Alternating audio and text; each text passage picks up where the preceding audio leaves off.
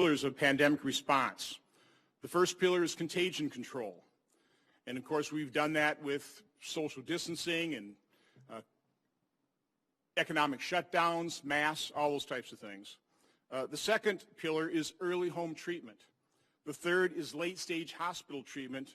And the fourth is vaccination. If you want to put up the next slide.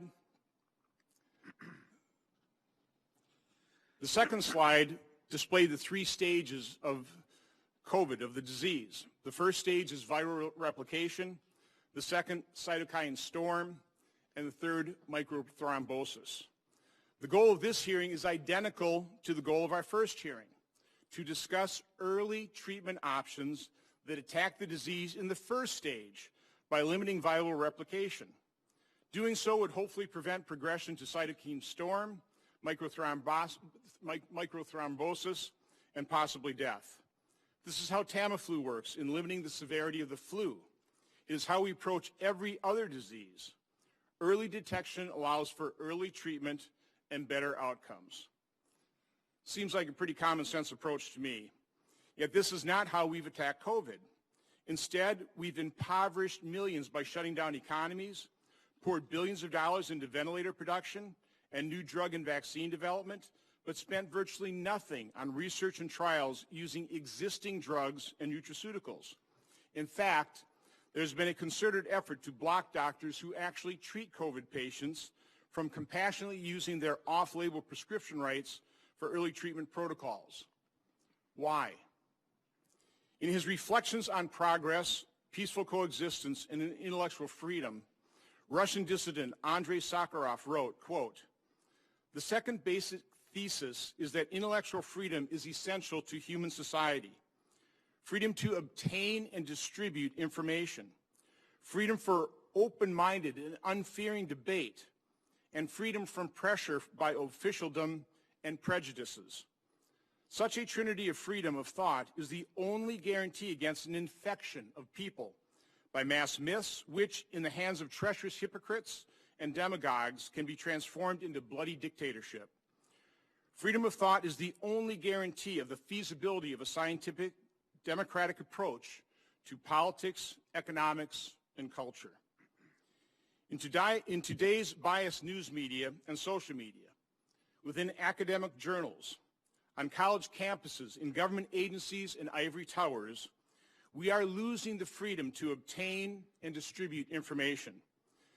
The reaction to our first hearing on early treatment is but one example. Although not surprising in today's hyperpartisan climate, it is still shocking. In that hearing, we heard from Dr. McCulloch, a cardiologist and vice chair of medicine at Baylor University Medical Center, Dr. Harvey Risch, senior professor of epidemiology at Yale University, and Dr. George Fareed, trained at Harvard University and the National Institutes of Health. Combined, these doctors have more than 900 scientific research publications, extensive drug development experience, more than 80 years clinical practice, including treating more than 1,000 high-risk COVID patients, along with thousands of other lower-risk COVID patients. I was hoping that, post-election, by asking such eminently qualified doctors to testify about the rationale for and growing effectiveness of early treatment, minds could be opened and lives could be saved. Unfortunately, the Democrat witness, Dr. Ashish Jha, began tweeting his negative viewpoint of early treatment before the hearing even began and continued his media blitz for days afterward. Most obnoxiously, and it was obnoxious, he penned an op-ed that the New York Times ran and headlined, quote, "The snake oil salesman of the Senate," unquote. The absurdity of calling Dr. Jha as a witness or paying any attention to him in the media was demonstrated when I asked him during the hearing, "Have you treated any COVID patients?" His reply, "I have not, sir." Dr. McCullough also talked about the circle of empathy in medicine. Those who actually treat COVID patients are in the center. Not only have they shown extraordinary courage exposing themselves to the disease, they also have the greatest empathy for patients who experience the fear and loneliness of a COVID diagnosis. These are the medical practitioners, the heroes, that experts in the ivory towers and media have chosen to ignore and vilify. The experts far outside the circle of empathy have developed and supported the current NIH guideline of providing no treatment at all until patients are sick enough to require hospitalizations. As we are all aware, at that point, treatment is often too late. So here we are again, holding a second hearing to obtain and distribute information on what is known about early treatment of COVID. What could possibly be controversial about that? Yet some are calling this hearing dangerous. And instead of waiting until after the hearing to trash this information and our witnesses, the New York Times and other publications have already run preemptive attacks, implying this hearing is anti-vaccine. So let me be clear. This hearing, like the first hearing, is focused on early treatment of COVID. It is not about vaccines. End of story. In my opinion, discouraging and in some cases prohibiting the research and use of drugs that have been safely used for decades has cost tens, if not hundreds of thousands of people their lives. By the time any vaccine is fully deployed, no matter how successful, how effective, how safe, millions more will become infected. With effective early treatment, fewer people will get seriously ill and fewer people will die. So why not give early treatment a shot? What have we got to lose? And finally, why is there such a concerted effort to silence the voices of courageous health professionals promoting early treatment? It makes no sense. Let me make just a final point.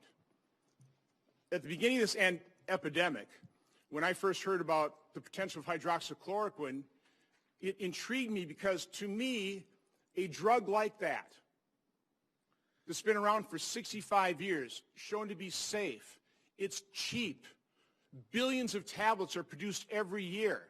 We could have ramped up production. If that could be proven to be effective, wouldn't that be the dream solution?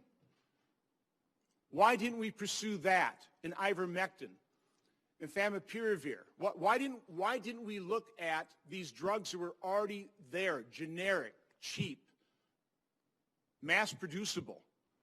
Again, it makes no sense. With that, I'll turn it over to Senator Peters. Thank you, Mr. Chairman. Our nation continues to battle a worsening public health and economic crisis that has taken the lives of nearly 284,000 Americans. Over 2,200 Americans are dying every day from this deadly virus. And thanks to the tireless work of our public health agencies, the private sector, and our scientific and medical communities, we've made progress in treating this disease. The Food and Drug Administration continues to use scientific standards to authorize innovative and effective early treatments. Unfortunately, today's discussion will not meet those same standards. Mr. Chairman, I certainly share your goal of ensuring patients across the country have access to early and effective treatments for coronavirus. But those statements must be based on evidence and not on politics. The American people are looking to Congress for accurate information, for leadership, and for relief. Last month, this committee held a hearing that was billed as a review of early outpatient treatments for coronavirus. Unfortunately, that hearing amplified unverified theories about treatments that are not supported by the scientific community. Instead of hearing from expert witnesses about scientific developments in the coronavirus treatments or how we can improve the pandemic response, the committee was used as a platform to attack science and promote discredited treatments. The minority witness, an expert in his field, was subjected to personal attacks from other witnesses and from this dais. After testifying, he faced an online harassment campaign unlike anything he had ever experienced in any prior congressional testimony. This behavior damages the credibility of this committee and does nothing to advance the health and the safety of the American people. Sadly, it appears that today's hearing is going to follow the same path playing politics with public health, and will not give us the information that we need to take on this crisis. The minority was not consulted about the scope of this hearing before it was noticed. The panelists have been selected for their political, not their medical views, and for that reason, the composition of the panel creates a false and terribly harmful impression of the scientific and medical consensus. The witnesses have made many harmful inflammatory statements. Those statements include undermining a COVID-19 vaccine, promoting unproven therapeutics, discouraging common sense measures to stop the spread of the virus like social distancing and masks, and even comparing physicians who support these interventions to supporters of a Nazi regime. Now, I certainly welcome diverse perspectives, but we have a responsibility to follow science, to follow facts, not conspiracy theories, and not disinformation. To that end, I'd like to enter, Mr. Chairman, into the record this statement from 50 public health experts about the importance of science in our pandemic response. I'd also like to enter into the record an op-ed written by Dr. Jha, the minority witness in the prior hearing regarding his experience before this committee. And finally, I'd like to enter statements from 4 public health and scientific organizations that discuss scientific integrity and the needs of our communities during this pandemic. Without objection, they could be entered into the record, Mr. Chairman. Without objection. Mr. Chairman, Senate hearings like medical treatments should be based on evidence. This hearing, like the hearing before it and the hearing before that, is unfortunately not. I very much regret that in this time of need, Americans cannot turn to this committee for some sound guidance. Mr. Chairman, we can still turn the tide of this pandemic. We can work together to ensure that scientists have the resources that they need to conduct research, and federal agencies have the resources they need to support and evaluate these efforts. We should be working to ensure that doctors, nurses, and first responders have personal protective equipment that they need to care for patients in a safe manner. We should be passing bipartisan legislation that provides desperately needed financial relief to families, states, and small businesses. And in the coming weeks, we expect that the first coronavirus vaccines will become available. We should be conducting strong oversight, including hearing testimony from government officials responsible for vaccine development and distribution. The Commerce Committee will be holding a subcommittee on how we'll ensure every American can get a vaccine later this week. We'll be discussing that.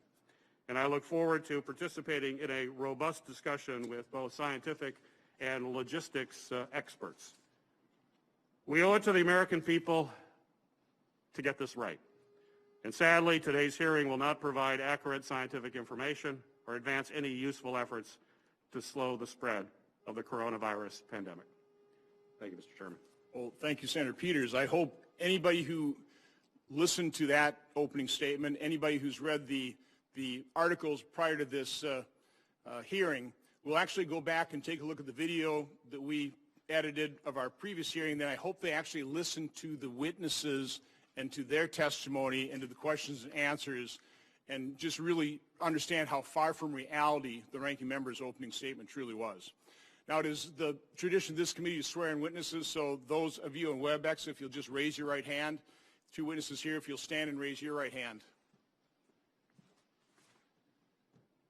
Do you swear that the testimony you would give before this committee will be the truth, the whole truth, and nothing but the truth, so help you God? I do. Please be seated. Our first witness is Dr. Armand Balboni. At best, I get him 50% right. Dr. Balboni is a native Washingtonian. He is a graduate of Georgetown University College of Arts and Sciences and Columbia University College of Physicians and Surgeons. He trained at Georgetown University Hospital in internal medicine and cardiovascular disease at Washington Hospital Center. He is board certified in internal medicine and cardiovascular diseases. He is CEO of Foxhall Cardiology in Washington, D.C. He is a past president of the medical staff at Sibley Memorial Hospital and was Physician of the Year for 2015 for Sibley Memorial Hospital, Johns Hopkins. Since 1996, his peers have continuously voted him as one of Washingtonian Magazine's top doctors in cardiology. He has treated several dozen COVID-19 patients, patients and is published in the area. And since I announced your presence at this hearing, I've heard from all kinds of patients what a fabulous doctor you are. You're very kind. Thank you for coming here. Thanks for being a doctor. Dr. Asqui. It's my honor. I'm going to just read from my brief personal statement. I've been and make sure your microphone's on and that the microphone is close to your mouth so we can hear. I don't see a red light on it, but it looks like it's green. Okay. My name is Dr. Armand Balboni. I'm a board-certified cardiologist and internist who is licensed to practice in D.C., Maryland, and Virginia. And as the Senator correctly stated, I've treated several dozen COVID patients since the outbreak of the pandemic. My remarks are directed in part to the differing roles and responsibilities of scientific researchers and government agencies and practicing physicians in a healthcare crisis. Whenever there's a health crisis, whether it's a worldwide pandemic or a family member hit with stroke or heart attack, our nation's practicing physicians not only the critical first responders, in many cases, they are the only ones on the line working with and for the patient. There are brilliant practitioners of academic medicine and MD PhDs, many of them employed by our most profitable drug companies who develop seemingly miraculous cures or therapies. But it is the frontline physicians who certainly, with the help of scientific researchers and billion-dollar drug pharmaceutical companies, must fight and win the war against disease, particularly a disease or ailment that is new and we don't have decades of research to look back on, with patients who, if we do nothing, may suffer and die needlessly. Why then, with a disease we had never seen before in late March, are practicing physicians being condemned, ridiculed, or shamed in some cases for doing what practicing physicians have always done, using their professional skills and expertise to make the best practical, life-saving use of the existing scientific research? It would be wonderful if, last March, the FDA or the NIH or a few big drug companies could have announced an instant cure for a disease that had just been discovered. Or, of course, in that event, we would have all prescribed it, easy peasy. But they didn't have it then, and they don't have it now. That's one reason why the FDA encourages the use of FDA-approved drugs approved for one disease to be responsibly and ethically used in the field for other ailments not yet researched or approved. In fact, that is how many cures or treatments get discovered. Drugs or treatments invented and tested for one disease or ailment are applied in a novel way, or for an ailment or disease they have not yet been approved for or tested with. The health policy establishment's criticism of the frontline doctors was over the top, and it was unfounded. First, for example, drugs like hydroxychloroquine and ivermectin, which are FDA approved for certain uses, have extensive safeguards, even for non-approved uses. They were both approved decades ago and have an established record of efficacy and a comprehensive information on possible side effects that physicians can review and are legally and ethically required to review before prescribing. Secondly, the fact is that no doctor should be prescribing these drugs, or in fact any drug, without following standard protocols observed for any drug or any patient. Even if there is FDA-approved scientific research proving that hydroxychloroquine works for malaria, its approved use, or lupus, a long-standing alternative use, one must do a case history and consider the individual patient before prescribing it. Practicing medicine may be an art as much as a science, but it is certainly not, quote, paint by the number. Earlier this year, we faced a new, dangerously infectious virus in such a health crisis. Like any other crisis with an unknown and unproven enemy, cannot rely exclusively on the tried and true. But it was worse than that. Affirmative steps to keep physicians and patients ignorant were taken. Indeed, censorship of scientific research, indeed medical McCarthyism, became the norm. It is not an insult against science to conclude that action should be taken in the midst of an emergency based on the best facts available, nor any more than it is an insult against history to use tactics or strategy in our national defense that have not been peer-reviewed. I believe that landing craft were rarely used in full-scale amphibious invasion before D-Day. The ones we developed specifically for that purpose obviously could not be tested in full battlefield conditions. Does that mean we could not go ahead with the Normandy invasion because we had no double-blind peer-reviewed studies for these vehicles? I think weather forecast that day was a bit sketchy too. Even outside of an emergency, it is no disrespect to science to say some medical treatments that some physicians deem prudent for their patients should be allowed and, yes, promoted. even if those have not been the subject of someone's peer-reviewed PhD thesis or years of regulatory process.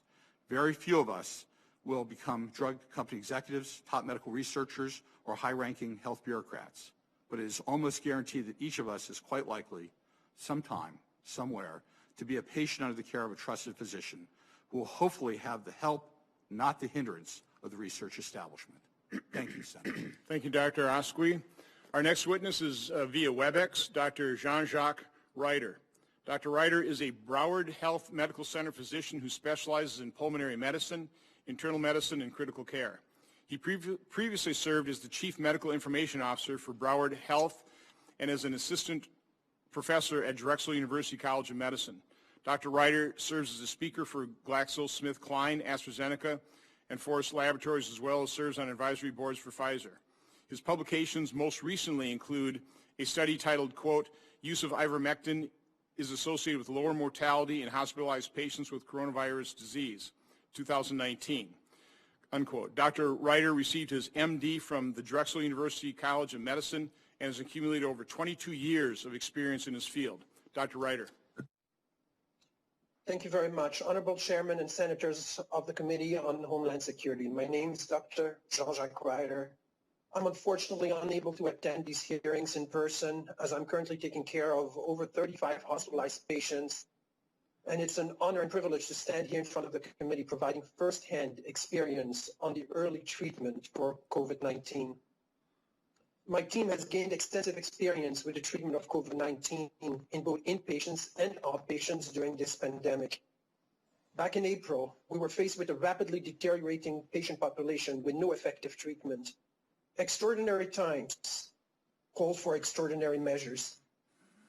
I could not stand idly by as I've seen more people die in these last 6 months than I've seen in my entire medical career combined. Based on in vitro data by Dr. Wagstaff, my team was able to develop and implement an ivermectin-based protocol that showed tremendous success in treating COVID-19. This laid the foundation for the peer-reviewed ICON study, which was published in CHEST, a major US-based medical journal. The overall mortality in that study decreased from 25% in the conventional care group to 15% in the ivermectin-treated group. In patients with severe pulmonary disease at onset, the mortality decreased from 81% to 39%. During the second wave of the pandemic, it was common for my team to treat in excess of 40 patients with COVID-19 on a daily basis. This ICON protocol has been optimized since, and we have learned a lot from our successes and failures. The success rate of the ivermectin-based protocol is now far superior to what it was in its early days. Ivermectin-based protocols have now been studied across the world, yet no major large-scale double-blind randomized controlled study has yet been published in a peer-reviewed journal. I will defer more review of the literature to Dr. Corey, who is going to be testifying later. Recent in vitro studies confirmed our clinical experience that the dosing regimen of ivermectin 200 micrograms per kilogram on 2 consecutive days was clinically effective. Of the hundreds of outpatients treated by my team, only 2, I repeat 2, were admitted to the hospital. 1 due to heart failure, the other one due to symptomatic delay of over a week before seeking medical attention. Neither one of them died. Neither one of them needed intubation. Both of them have now been discharged to home without complications. Ivermectin is a widely used medication with excess of 3.7 billion doses administered worldwide. It is currently part of the World Health Organization model list of essential medications. The ICON dosing regimen is based on currently accepted dosing regimen for Norwegian scabies.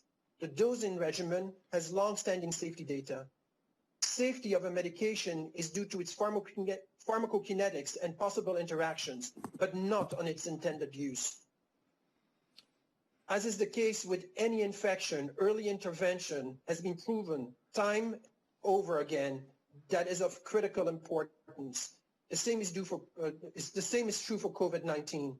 Early intervention increases the likelihood of keeping people out of the hospital and hence decreasing the pressure on the healthcare system. Early intervention is cost-effective as it decreases the overall healthcare expenditure. Early intervention decreases viral shedding and viral transmission in the home setting, which is currently believed to be a major site of transmission. Early intervention increases survival. Early intervention decreases the economic impact. Notwithstanding impending vaccination programs, vaccines are not 100% effective and may not be widely available for many months. Many patients may be unable to take the vaccines for healthcare reasons or opt not to do so. Long-term immunity of these vaccines has not yet been documented. Based on these factors, treatment for COVID-19 will need to remain on the forefront even after vaccination programs are initiated. Ivermectin is effective in early disease, late disease, post-exposure prophylaxis, and pre-exposure prophylaxis. Ivermectin is an oral medication requiring no monitoring. Ivermectin is safe. Ivermectin is inexpensive and widely available. The U.S. has spent billions of dollars on a multitude of treatment options. My team is ready to proceed with the randomized controlled trials to address any residual doubt relating to ivermectin use. Yet we're unable to do so due to lack of funding and support. A few $100,000 may definitively prove or disprove the effectiveness of ivermectin for early treatment. With a properly designed and implemented randomized controlled trial, funding, a little bit more funding, could look at the effectiveness of pre- and post-exposure prophylaxis using ivermectin. A couple $1 million could complete a multi-center, double-blind, inpatient, placebo-controlled trial for ivermectin.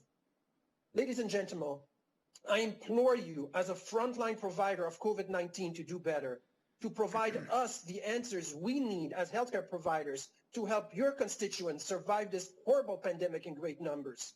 After personally witnessing the results of ivermectin-based protocols, I cannot stand by and allow hundreds of thousands of people to go untreated. Thank you. Thank you, Dr. Ryder. Our next witness is here in person, Dr. Pierre Corey. Dr. Corey is the former Associate Professor and Chief of the Critical Care Service and Medical Director of the Trauma and Life Support Center at the University of Wisconsin, and recently joined the ICU service at Aurora St. Luke Medical Center in Milwaukee. He is board certified in critical medicine, pulmonary diseases, and internal medicine. Dr. Corey has traveled across multiple states in the U.S. to care for COVID-19 patients throughout the pandemic. He is also the president of the Frontline COVID-19 Critical Care Alliance, a nonprofit organization of critical care specialists led by Professor Paul Marik, whose mission over the last 9 months is focused on the research and development of effective treatment protocols for COVID-19 using repurposed drugs. He received his MD from St. George's University School of Medicine, and I'll only add that we added Dr. Corey very late to our hearing in May because I'd heard of his development of, anti-inflammatory steroids in critical care on COVID. And Dr. Corey, I have to tell you, I've had doctors come up to me and thank me for holding that hearing where they listened to you, change their thinking. They believe they've saved their patients' lives because of your testimony at that hearing. I hope your testimony will be as impactful today. Dr. Corey. Senator, thank you, and thank you for holding this hearing. I just want to start out, I didn't think I'd have to say this, but I want to register my offense at the ranking member's opening statement. I was discredited as a politician. I am a physician and a man of science. I have done nothing but commit myself to scientific truth and the care of patients. And to hear that I'm here because of a political angle, I am not a politician, I'm a physician. I want to start out by saying that I'm not speaking as an individual, I'm speaking on behalf of the organization that I'm a part of. We are a group of some of the most highly published physicians in the world. We have near 2,000 peer-reviewed publications among us, led by Professor Paul Marik, who's our intellectual leader. We came together early on in the pandemic, and all we have sought is to review the world's literature on every facet of this disease, trying to develop effective protocols. You just mentioned that I was here in May, and I recommended that it was critical that we use corticosteroids in this disease when all of the national and international healthcare organizations said we cannot use those. That turned out to be a life-saving recommendation. I am here again today with a new recommendation. In the last 9 months, in our review of all of the literature as a group, again, we are some of the most highly published physicians in our specialty, and the world. We have done nothing but try to figure out how to identify a repurposed and available drug to treat this illness.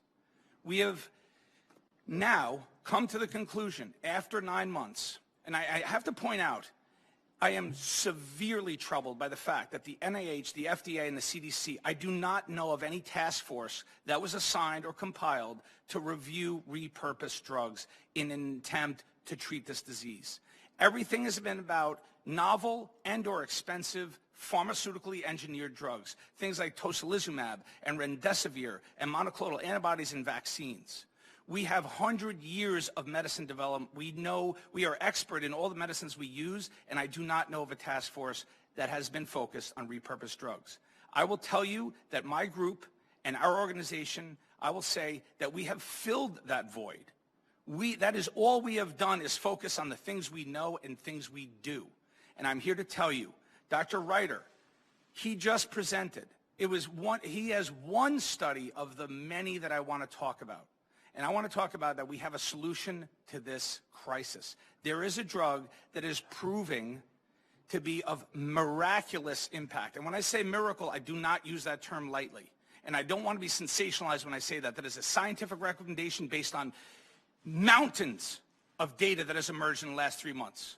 When I am told, and I just had to hear this in the opening sentence, that we are touting things that are not FDA or NIH recommended, let me be clear. The NIH, their recommendation on ivermectin, which is to not use it outside of controlled trials, is from August 27th. We are now in December. This is 3 to 4 months later. Mountains of data have emerged from many centers and countries around the world showing the miraculous effectiveness of ivermectin. It basically obliterates transmission of this virus. If you take it, you will not get sick. I want to briefly summarize the data.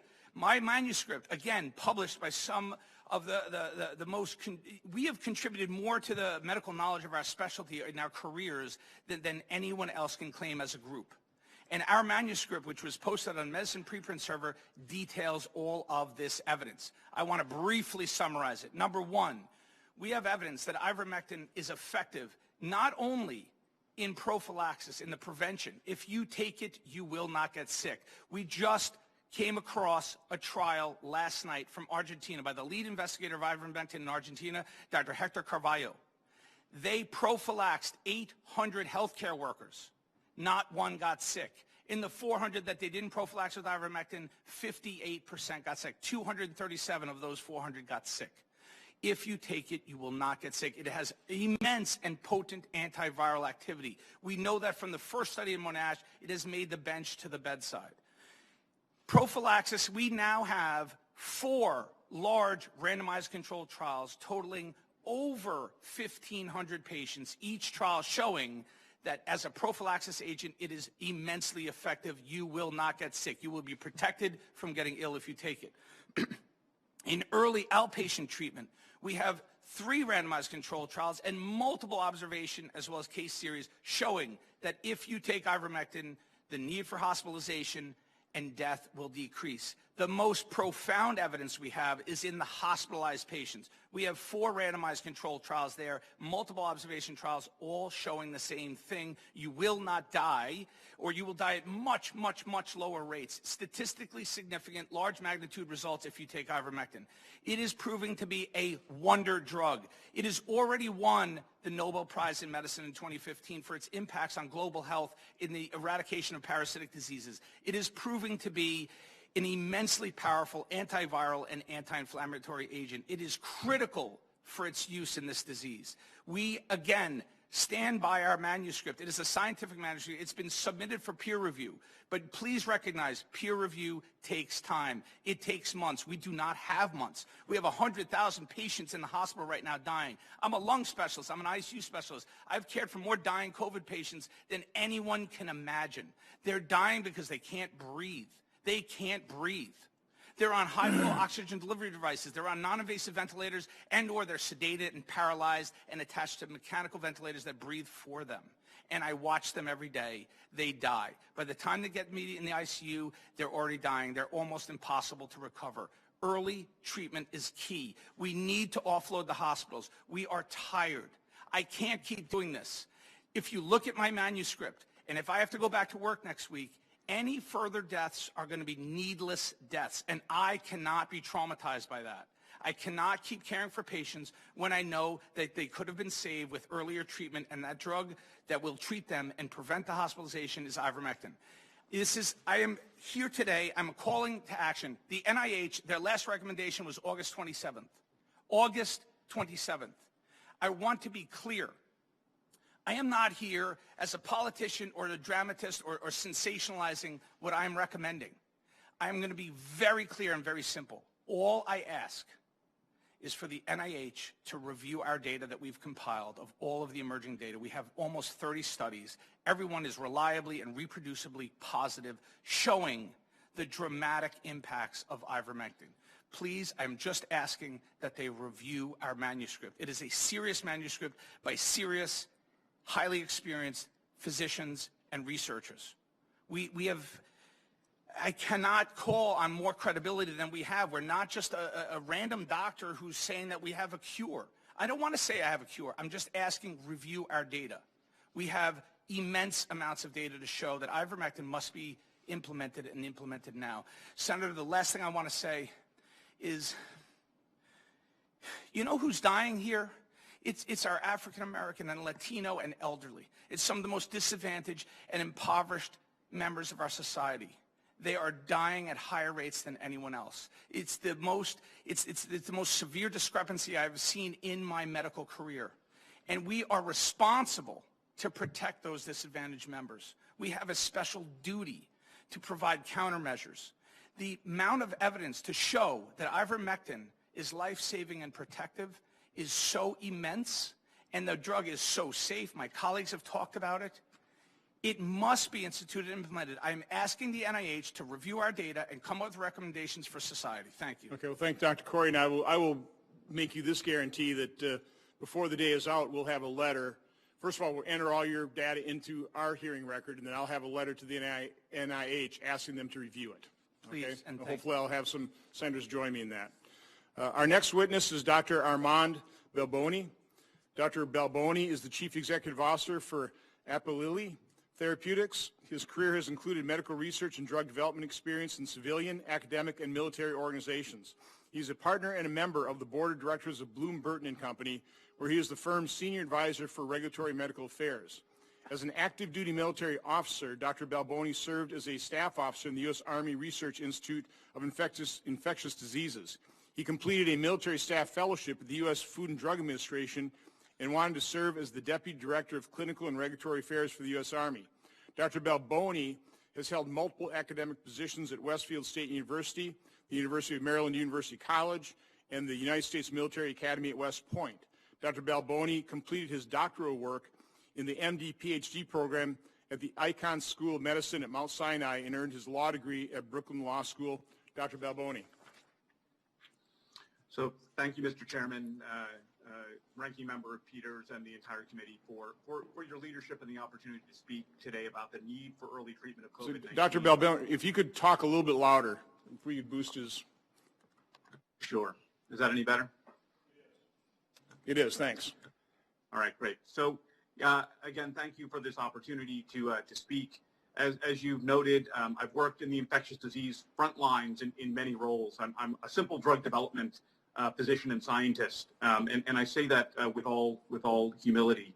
As a military fellow at the FDA during the Ebola crisis, we looked at some of these drugs, broad-spectrum antivirals, to include things like favipiravir and remdesivir. We are no further along now than we were then with getting those drugs approved because of the very fragmented nature of what we do as our approach to treating these kinds of illnesses. I have to say, I never thought I would have to say this, but I am a lifelong Democrat with a subscription to the New York Times, and I have to say I was quite dismayed this morning and almost didn't participate when I saw the news that I was participating as a fringe member of an anti-vaxxer group. That couldn't be further from the truth. I read further down in the New York Times and saw that 202,000 new cases were presented yesterday in the U.S. And I'm confronted with the motto that accompanied me in over 17 years as a physician and scientist in the U.S. Army: one team, one fight, and mission first. We've got to get this right. I remain deeply concerned with our long-term viability to combat not only COVID-19, but other pandemics that inevitably will happen. We have to take a whole-of-government approach. The last 11 months have shown us what we can do when we do that. It's redefined what's possible for vaccine development. We may be on the precipice of new technologies that will absolutely inform how we develop vaccines in the future, but we are not done. Many are ready to say that we did it with vaccines and some effective treatments that have been noted to be quite expensive and useful in limited situations. But we're failing to adequately build a continuum of solutions, data-driven solutions for COVID-19 and the inevitable future pandemics. We need options now at every stage and in scalable and readily implementable ways as the crisis worsens. We need oral broad-spectrum therapeutics to be able to treat patients in the outpatient setting. We can't treat them adequately, and we can't continue to send newly infected patients home with this potential hope of an IV infusion and say, put on a mask and wait for the vaccine. We can't live with the outcomes there. I tip my hat to my colleagues at infusion clinics and those setting up clinics in tents and parking lots, but the drugs are too expensive, not available, and unlikely to help the hundreds of thousands of patients that are coming out of this. The vast majority of Americans, just to be clear, who test positive, we tell them to self-quarantine, employ watchful waiting, and then go to the hospital if they have beds, if their symptoms worsen. This protocol confirms that we have a gap in our treatment landscape. We need an oral SARS-CoV-2 specific treatment right now that helps to treat those with confirmed infections, and one that's practicable, scalable, and can bring a plug-and-play type of approach to our healthcare system. As this committee addressed, and my colleagues that are witnesses here have also addressed, we have to include vaccines and best medical practices. Nobody is denying that. Nobody here is an anti-vaxxer. And I have to say, I take great offense to that statement as a scientist and physician. Oral antivirals targeting SARS-CoV-2 offer a strong solution. We have the potential to play an important role in the hands of physicians treating their COVID-19 patients outside of the hospital. Again, these drugs are not intended to replace COVID-19 vaccines, and many promising oral antivirals are most effective when used early. Most will never have access, most patients will never have access to them as we attempt to wring all the risk out of our large randomized controlled trials to fully read out. We as a group are running 2 large phase 3 trials in the U.S. under IND and a phase 2 post-exposure prophylaxis trial in long-term care. We are doing that work, and I do not suggest that we abandon our gold standard RCTs. However, to singularly rely on RCTs in the middle of a pandemic is just not common sense. We need to develop hybrid trial methodologies by combining the best parts of RCTs and observational studies to produce real-world data right now that can, together with our RCTs, present real-world evidence about how these things can be used. It's our best chance to save lives now and during future outbreaks. If we fail to change our approach, we're going to be talking about this the next time there's an outbreak. It's going to happen. It's unfortunate, but we've got to utilize this pandemic to bring solutions to these patients right now. Thank you, Mr. Chairman. Thank you, committee, for your consideration. Thank you, Dr. Balboni. Our next witness is Dr. Jane Orient. Dr. Orient has served as the Executive Director of the Association of American Physicians and Surgeons, AAPS, since 1989, and is currently President of Doctors for Disaster Preparedness. More than 200 of her papers and op-ed pieces have been published in the scientific and popular literature on a variety of subjects, including risk assessment, natural and technological hazards and non-hazards, and medical economics and ethics. She's the editor of AAPS News, the Doctors for Disaster Preparedness newsletter, Civil Defense Perspectives, and is the managing editor of the Journal of American Physicians and Surgeons. Dr. Orient obtained her undergraduate degrees in chemistry and mathematics from the University of Arizona in Tucson and her MD from Columbia University College of Physicians and Surgeons in 1974. Dr. Orient is formerly clinical faculty in the Department of Internal Medicine at the University of Arizona College of Medicine and has been in solo private practice of general internal medicine since 1981. Dr. Orient. Thank you, Chairman Johnson and Ranking Member Peters and committee members for allowing me to present the plea of practicing physicians for early and prophylactic home treatment for COVID-19, and also thanks to the witnesses for the opportunity to learn from you. We urge the committee to exercise your oversight functions over federal agencies that are effectively blocking treatment that could prevent 100,000 needless deaths and stop the crippling fear and the destruction of millions of livelihoods. On August 18th, Senator Ron Johnson, Senator Mike Lee, and Senator Ted Cruz asked the FDA to provide any studies and data that informed the FDA's apparent determination that giving hydroxychloroquine to infected outpatients within 7 days from the onset of symptoms will have no clinical effect and may be harmful to the patient. FDA's tardy response provided no references pertaining to the question.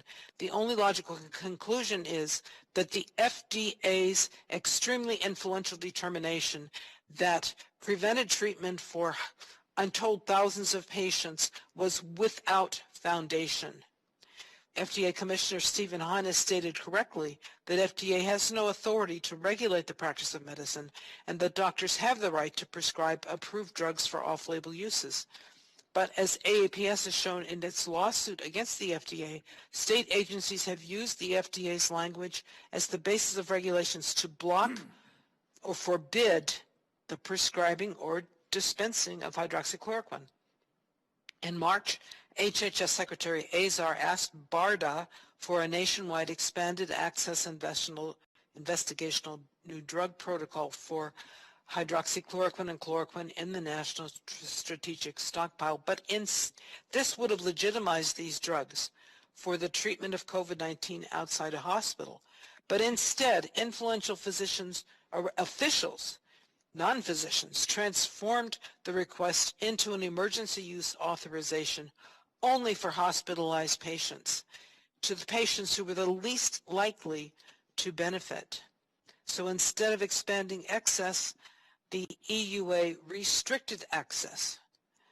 And later FDA withdrew the EUA, further impeding its use, and the HHS is presumably still hoarding more than 50 million doses of hydroxychloroquine while people are complaining about a potential shortage. At its November meeting, the AMA refused to rescind its unprecedented statement calling for physicians to stop prescribing hydroxychloroquine until sufficient evidence becomes available to conclusively illustrate that benefit outweighs harm. Yet there have been 192 studies compiled on hydroxychloroquine, with all showing some benefit when used early, in contrast to the handful of studies on remdesivir or monoclonal antibodies, which are the only things that the NIH recommends. More than 65 years of experience and hundreds of millions of patients have demonstrated safety. Hydroxychloroquine is safer than most over-the-counter drugs, including acetaminophen.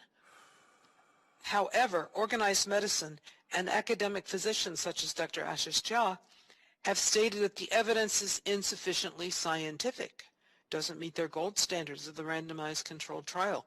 But the fact is that most of the guidelines that we use for most diseases have relied on lower orders of evidence necessarily. And studies with appropriately analyzed data give results identical to RCTs. And RCTs themselves are not infallible because they can be designed to succeed or designed to fail. Researchers in 2 hydroxychloroquine trials even used toxic or lethal doses of the drug, and then noticed that, it did harm. Publications in the most prestigious journals does not assure reliability. There were huge studies that were based on probably fabricated data with flaws that were undetected by the peer reviewers or the editors, rushed into publication and had to be retracted by Lancet and the New England Journal of Medicine, but not quickly enough to prevent their significant misleading and harmful effects. RCTs are useful for testing, but they're not for making discoveries, which are often serendipitous, like the use of ivermectin, for example, in nursing home patients with scabies. The smallpox vaccine was discovered because GPs were sharing observations, now we call them anecdotes, at the pub. They noticed that farmers who had had cowpox didn't seem to get smallpox. Or they may result from the study of basic science and observation on patients, like today's protocol for Wegener granulomatosis was based on a 1973 article of non-randomized patients, which was written by none other than Dr. Anthony Fauci. Today we have top-down, authority-based standard of care for early COVID promulgated by NIH guidelines, which is therapeutic nihilism. We've lately added the expensive, largely unavailable monoclonal antibodies, but other than that, before the patient's in the hospital and on oxygen, the NIH recommends nothing. This is shocking and unprecedented, but in today's litigious environment, doctors who follow this standard of care are protected, and those who dare prescribe outside of it could be fired, removed from their insurance panels, investigated, and even delicensed. Patients nationwide are calling us at AAPS searching for a doctor who will treat them. One patient told me he had had his wife drive him all the way to Dallas when all the doctors he knew in Tucson refused to prescribe for him, and his symptoms got better within hours of getting hydroxychloroquine from the doctor in Dallas. Doctors are reporting to us that they can't get hydroxychloroquine for their nursing home patients, and the family doctors even told us that infectious disease specialists have refused to treat COVID patients. We're relying on quarantines, masks, and lockdowns. These are not backed by RCTs. They have not stopped the pandemic. They're not sustainable. Vaccines are touted as the great hope, but we don't have them yet, and they have not yet been shown to prevent contagion. What we need now is effective early treatment for COVID-19. Hydroxychloroquine and other safe, long-used agents, such as ivermectin, is showing particular promise, but there are others. They could be immediately available if the government stopped blocking access and deterring their use. Physicians need to do as they've always done. They need to respond to the needs of their patients, use the best available information, share that information, and continuously strive to do better. Thank you so much for this opportunity. Thank you, Dr. Orion. Our final witness is Dr. Jay Bhattacharya. Dr. Bhattacharya is professor of medicine at Stanford University and a research associate at the National Bureau of Economics Research. Dr. Bhattacharya's research focuses on the health and well-being of vulnerable populations with a particular emphasis on the role of government programs, biomedical innovation, and economics. Dr. Bhattacharya's recent research focuses on the epidemiology of COVID-19, as well as an evaluation of policy responses to the epidemic. Dr. Bhattacharya was the senior author of the first studies of the seroprevalence of COVID-19 in Los Angeles County and Santa Clara County, as well as the Major League Baseball seroprevalence study. He is the co-author of the Great Barrington Declaration, which urges an end to lockdowns and the adoption of a focused protection strategy to address the COVID-19 epidemic. He has published 135 articles in top peer-reviewed scientific journals in medicine, economics, health policy, epidemiology, statistics, law, and public health, among other fields. He holds an MD and a PhD in economics, both earned at Stanford University. Dr. Bhattacharya.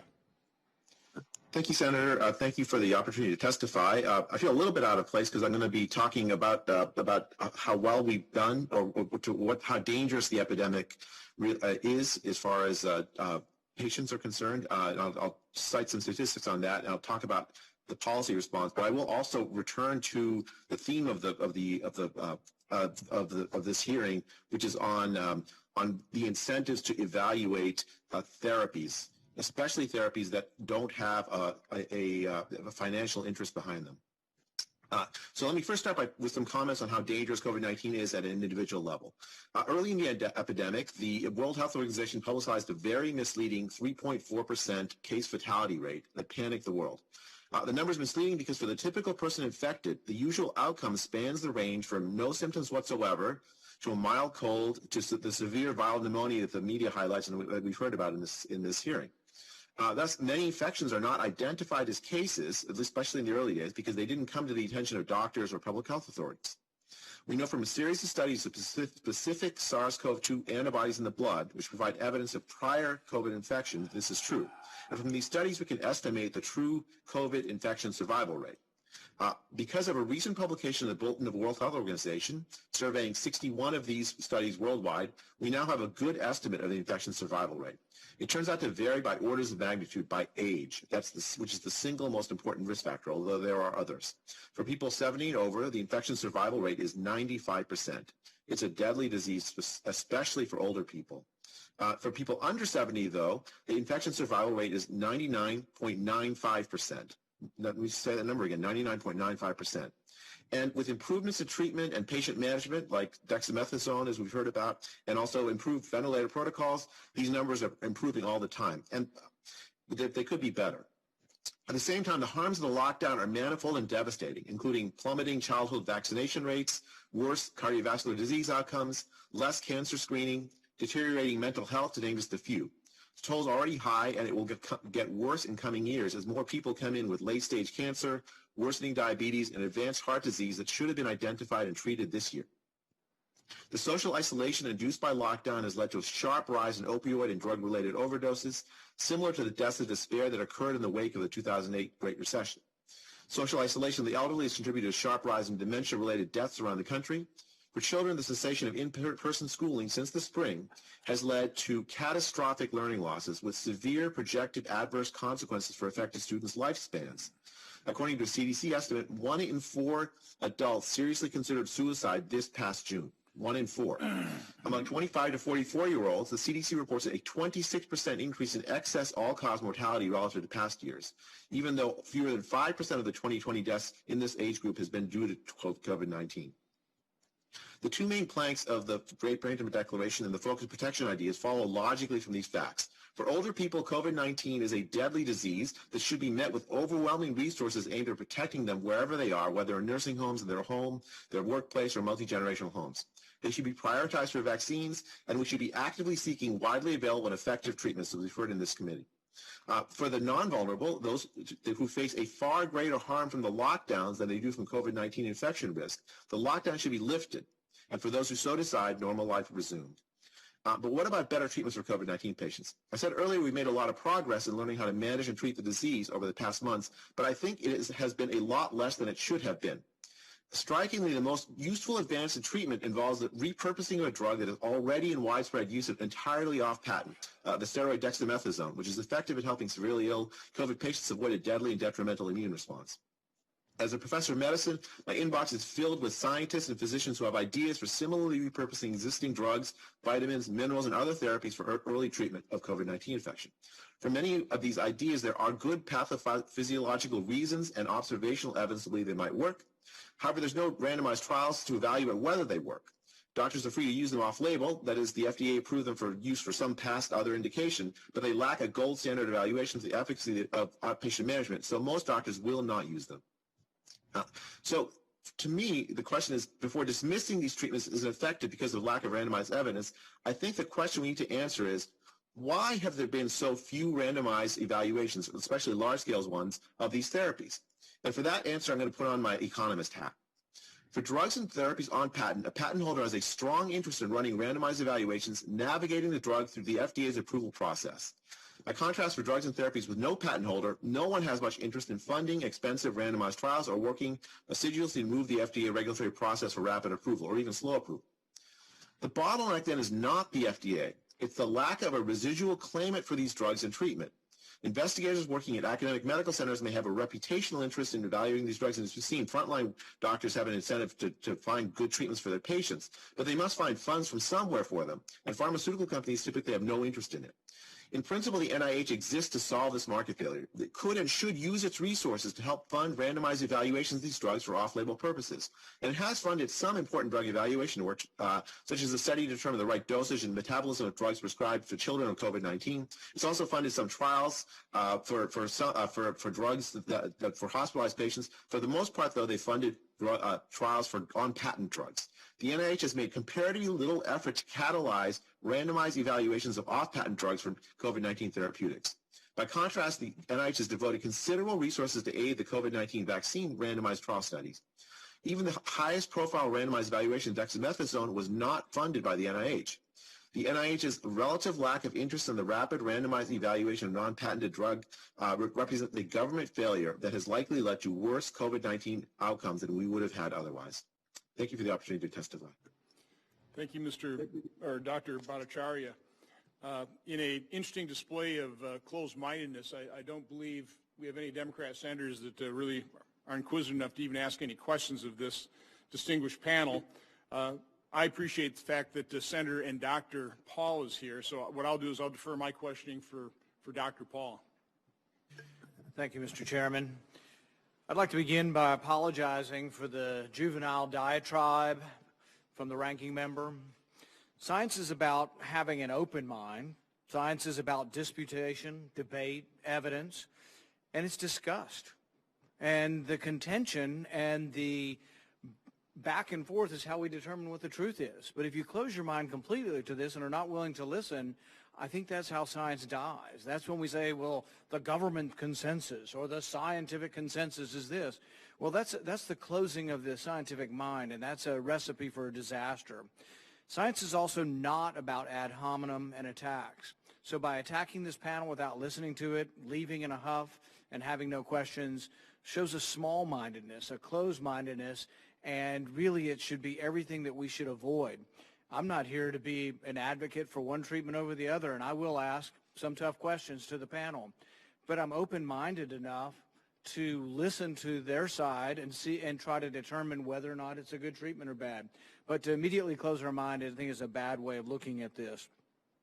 I had a good friend die yesterday from this, so I'm not one who's saying this isn't a deadly disease.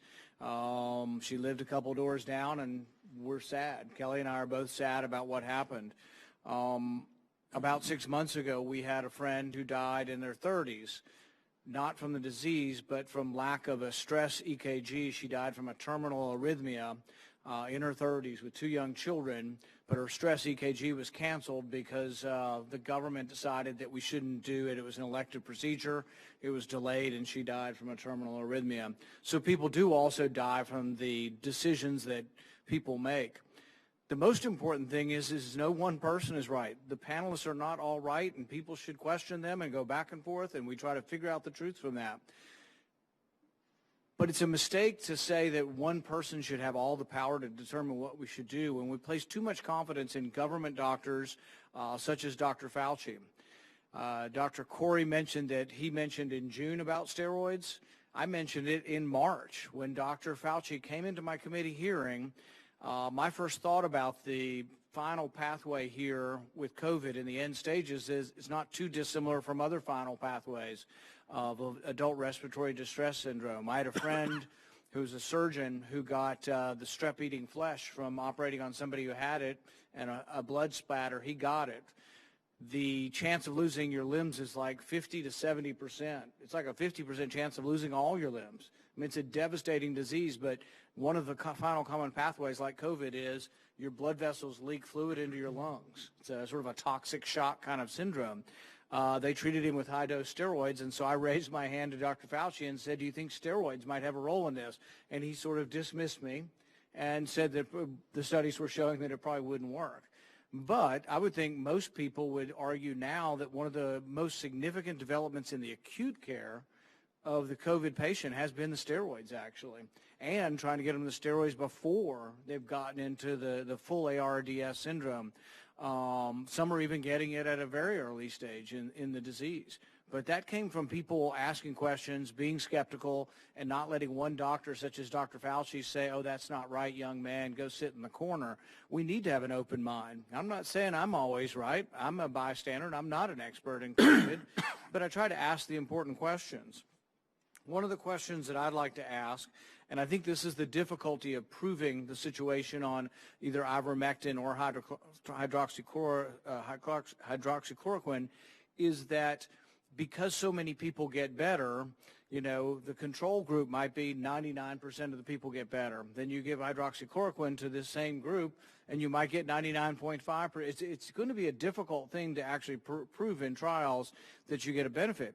It sounds like in some of the sicker patients where you had a mortality, where you had a 25% mortality down to 15%, that does sound significant. Now you're getting into the sicker patients. With the outpatient studies, one of the critiques is that so many people get better naturally. How are you proving that it's statistically significant? And what comes to my mind is sort of like when we wanted to prove that taking an aspirin a day was good to prevent heart attacks. It took like 10 years and 10,000, people in the study because it was just hard to show the differences of whether an aspirin worked or not. I think the same thing is true with either hydroxychloroquine or ivermectin in an outpatient setting, is that because so many people get better on their own. The converse is when you're really sick, because it's hard to get to treat people who are very sick. It's hard to prove that anything works when people are very sick. But I guess what I'd like to do is open it for the panel one by one to explain how we answer the critique that most of these people are getting better anyway, so how you've proven that your treatment works in a group of people who didn't go to the hospital, so that you're selecting out actually for the people who may well have been, did you prevent them from getting seriously sick, or have you selected out as your patient pool because they're outpatient, tending to be people who are going to get better? Why don't we'll start with those who are here. We'll start with Dr. Osqui, and then we'll go to Dr. Corey. And let me quick interject, because we have such low participation. Take whatever time you have for whatever questions you have. Dr. Osqui. Thank you very much, Senator Paul, and I appreciate your introduction. I'm not here as a politician. I'm here as a treater. I'll be very practical, and I'll defer to Dr. Corey from his experience as an intensivist. My clinical approach to patients are that they have symptoms, that I treat them early, and I typically risk stratify patients getting LDH levels, lymphocyte counts, and other blood panels whenever possible. When I've used hydroxychloroquine and oftentimes ivermectin, I've had patients go to the hospital if I didn't have an EKG or another good assessment, and I've always clinically evaluated the patients I've treated. But I risk stratify them. You may or may not know a husband and wife couple that I know Senator Johnson knows, who I treated the wife and not the husband, because I didn't deem the husband to be sick enough to warrant treatment, although perfectly safe to, but his wife was much sicker. So I think this has to be, to some degree, left in the discretion of the clinicians.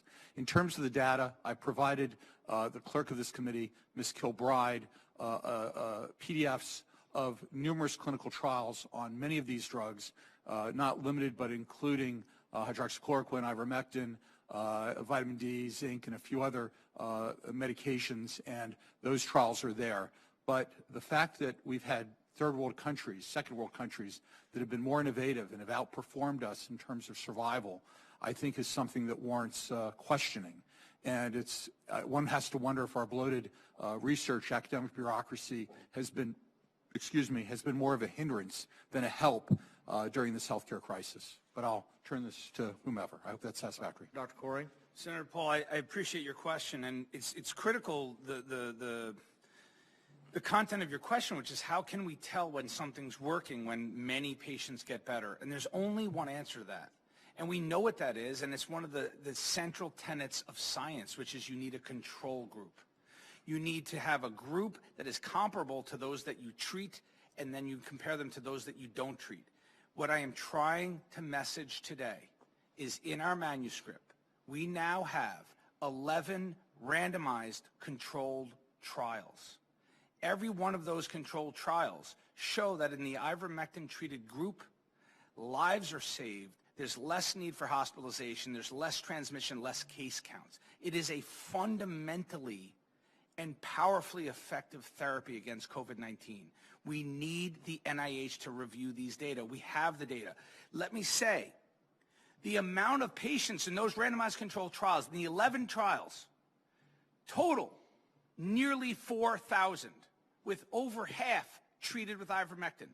Let's remind ourselves that the treatment of COVID-19 fundamentally changed after the recovery trial was announced in June. That was a trial of 6,000 patients. 2,000 were treated with steroids, and it showed the dramatic and life-saving properties of corticosteroids. Almost overnight, the treatment of COVID-19 changed as a result of that trial. That was the recovery trial. I am presenting a paper today with more patients treated with ivermectin, with larger magnitudes of benefit than the recovery trial. I will maintain that ivermectin should be the standard of care of this disease based on these data. It's not my opinion.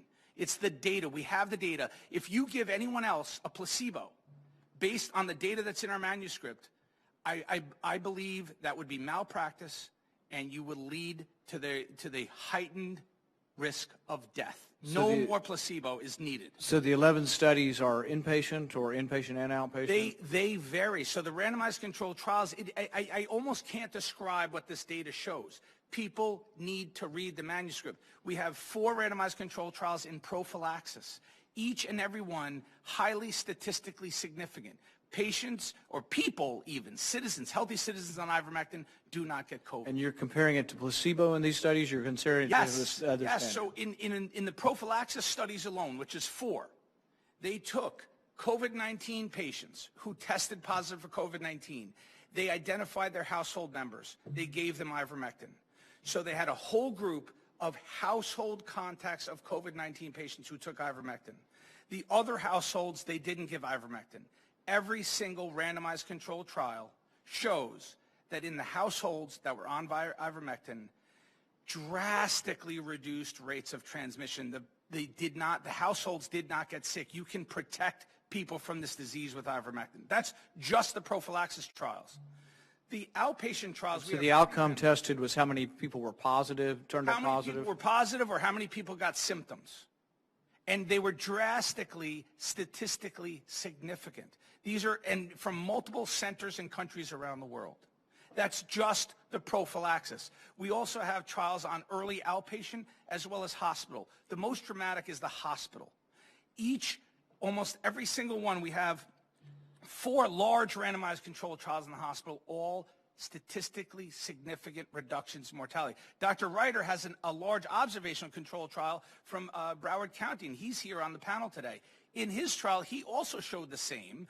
The patients who got ivermectin died at far less rates. And opponents of using ivermectin, have they responded to these, critiqued these? Has there been a generalized argument that they make, or has been silenced? So, the opponents, again, I want to call attention to the NIH and their recommendation. I don't say that they're an opponent.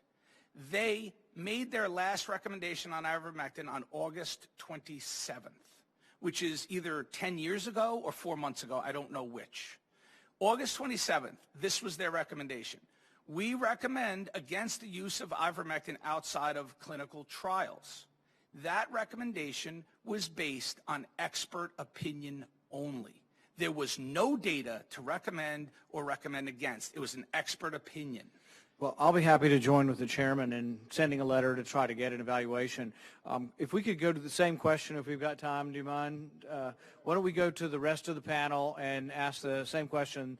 The problem, sort of from my perspective, still being how do you determine an outcome of something that when you do nothing, the vast majority of outpatients actually get better also? Start with Dr. Ryder. Thank you for allowing me to speak. So to clarify something, people talk about asymptomatic patients, but I have kind of stopped using that nomenclature. I call them pre-symptomatic patients. We do not know offhand which one of these asymptomatic patients are going to develop severe disease and become symptomatic. That is problem number 1. Problem number 2. When I put in my written testimony and also during my earlier testimony, I talk about the early intervention and treatment to decrease viral shedding and viral transmission in the home setting. And that is currently believed to be the largest numbers of people getting infected or getting infected in the home setting. So that means a 20 or 30-year-old may do fine, but now comes Christmas, there is a family meeting, and that asymptomatic individual now infects other family members, including their 70, 80, 90-year-old grandma, and now we have a real problem. What we do know about ivermectin is that it literally destroys the virus in most people within 48 hours. So hence you take somebody who is asymptomatic, but a carrier with the risk of transmission, and you essentially stop that right in their tracks. So you don't have an issue about that person now contaminating other people down the line, or you significantly decrease that risk. So that is really even a very different spin on that question that was asked. Now, to continue as far as the data, you're right, Senator, it will be difficult. My team currently has a study in place. We have the protocols written, ready to go. The only limiting factor was to get funding. I've tried everywhere. Getting the funding is extremely difficult. What we need to do is a large study, a large randomized control study to confirm the findings, to prove to the naysayers, you know what, here is your golden standard. Now, the study that I did was an observational study, but it was propensity matched. That is the highest standard for a non-randomized controlled trial. And even there, it shows tremendous benefit. You spoke about the reduction in the overall mortality from 25 down to 15. Well, if you look at the overall mortality in people with severe lung involvement, that went from 81% down to 39%. That is even a more dramatic decrease in even these more severe individuals. It is a safe drug, a track record that is phenomenal, 3.7 billion doses administered. So I think we need to do those studies with the help of the NIH, CDC, or any one of those regulatory agencies. A study like that could be implemented within 30 days. Within another 30 days from that, we could have collected all the data. Within another 2-3 weeks from that, we should be able to have answers. If things are moved forward through the regulatory agencies, we can have our answers before this tragedy even worsens. Dr. Balboni. Great, thank you. And thank you, Senator Paul, for the question. I think I'll speak to the trials that we're running for favipiravir, broad-spectrum antiviral targeting dependent RNA polymerase. We're running currently 2 large placebo-controlled randomized phase 3 trials in the outpatient setting, early treatment and post-exposure prophylaxis. In addition, there are 2 phase 2s, one at Stanford in the outpatient setting and in long-term care as well. There are observational studies with thousands of data points and hundreds of smaller trials having been run in many countries around the world. We need to develop hybrid trial methodologies to combine all of these traditional RCTs and observational study designs to gather real-world evidence for the regulators. If we don't pool all of these data, we're going to see COVID-19 in our rearview mirror. We're going to quickly forget about it, and all of these potential treatments are going to fall by the wayside.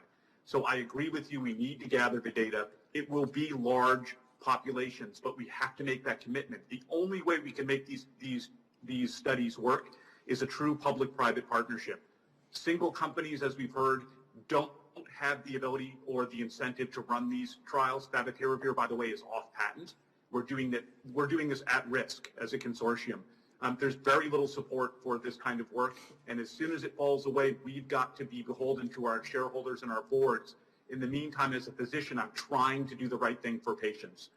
We need the assistance. We need government help. This has to be a whole-of-government approach and a commitment to going beyond this immediate problem, which is pressing and in our faces, but to do the right thing over the long haul, to gather the data to silence the criticisms of these kinds of studies. Multiple small studies won't work, as you correctly point out.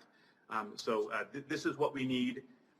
Gather the data, bundle it together, and make this available for future outbreaks. And the last thing I'll say is that as part of our trials, it is true that if we were to look only at mortality data, these trials would be unacceptably large and would take too long to run. We have been working with the regulators to look at time to resolution of symptoms, similar to what was done with oseltamivir or Tamiflu. We believe that is a stepwise approach but it's taking too long to do this. We don't have a whole of government approach to this problem, and so I ask the committee, those present and those who have decided not to ask questions, to just please internalize this message. We need a whole of government approach similar to what was done with vaccines to gather the data to do exactly what you said, which is get to these large populations to show a difference. So next, Dr. Orion, I see Senator Hawley on the computer, so we're going to check to see whether he wants to ask questions. But Dr. Orion, you want to answer that question? Senator Paul, that's an excellent question that certainly applies to all types of research. I would say if you have a really sick patient, in a sense you have a controlled historical control in that patient. If the patient is going downhill and you do something and the patient gets better, then that is evidence that maybe you did something right. On the other hand, if you have a patient who's doing pretty well and you do something and the patient suddenly gets worse, then you have to be worried that you might have caused that problem. If you have a bunch of patients who are healthy and they're going to do well no matter what, then I guess you really need to have a large study, and it looks like with ivermectin they have done that. There are, of course, many confounding variables, and then there are the ethical questions. If you have something that's going to protect your grandma, if it works, and doing nothing is going to put your grandma at risk, then are you engaging in some kind of human sacrifice to use a placebo? At what point does that become the thing? Some people have even suggested that maybe the RCT is outdated and we should be looking at other statistical approaches like Bayesian analysis so that we can get good data without running into this ethical dilemma and deal with the need maybe to have combination therapies and to deal with confounding variables. Dr. Bhattacharya. Thank you, Senator Paul, for that question. I mean, I think that the gist of your question is right. When you have an outcome that's relatively rare, what you need is very, very large samples in order to test whether and a control group to test whether the treatment actually works. You can get some indication with observational studies. There are the difficulties that the treatment is not randomly assigned. But there are statistical methods to address that. And the great advantage of observational studies is that with these statistical methods, correcting for this sort of a selection bias in treatment, you actually can get very large samples relatively inexpensively. So there's a procedure here I think we could follow. I mean, we could use data sets like the Medicare claims data, other claims data sets, and other readily available large-scale data sets to check for in sort of well-designed observational studies to see if there's some promising, some promise to the kinds of treatments that people are thinking about. And you can do this for many, many, many treatments in principle. Lots of people with different ideas can check. And then use that to inform where the large trial should be run. I mean, I think that's one procedure. There are others one potentially could follow. But the key thing I want to get across is that it is possible if you just choose to do it.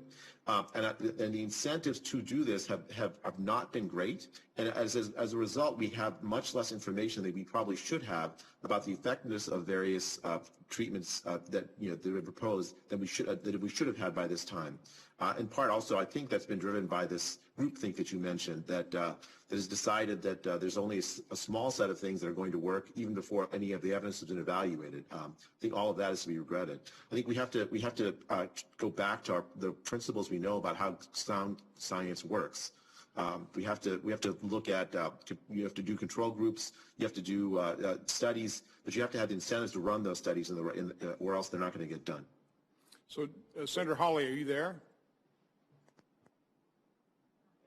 But we'll check with his staff. One thing I think we lose in these discussions about observational versus random control studies is the difference between a pandemic situation and a non-pandemic situation. When you've got these off-the-shelf drugs that have been prescribed safely for decades, it's kind of like, why not give it a shot? I mean, it should be a completely different mindset. And we just went the other way. So do we have Senator Hawley? Thanks for joining the hearing. Go ahead. Yeah, thank you, Mr. Chairman. And thanks for holding this hearing. Dr. Bhattacharya, if I could, first of all, am I pronouncing your name right? Is it Bhattacharya? Just fine, thanks. Okay, thank you. That's very indulgent of you.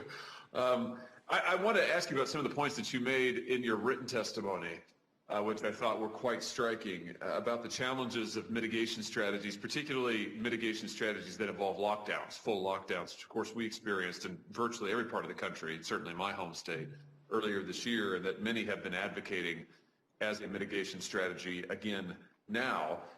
You write about the data that the consequences of social isolation and deteriorating mental health that is associated with these lockdowns. I was particularly struck by the CDC data that you cite that says, let me get this right, that 1 in 4 young adults seriously considered suicide this past June when much of the country was locked down. That's a really stunning number, and these impacts that you talk about in your testimony are really stunning. So can you speak to the challenges that maybe young people in particular, but all Americans face from lockdowns as a mitigation strategy?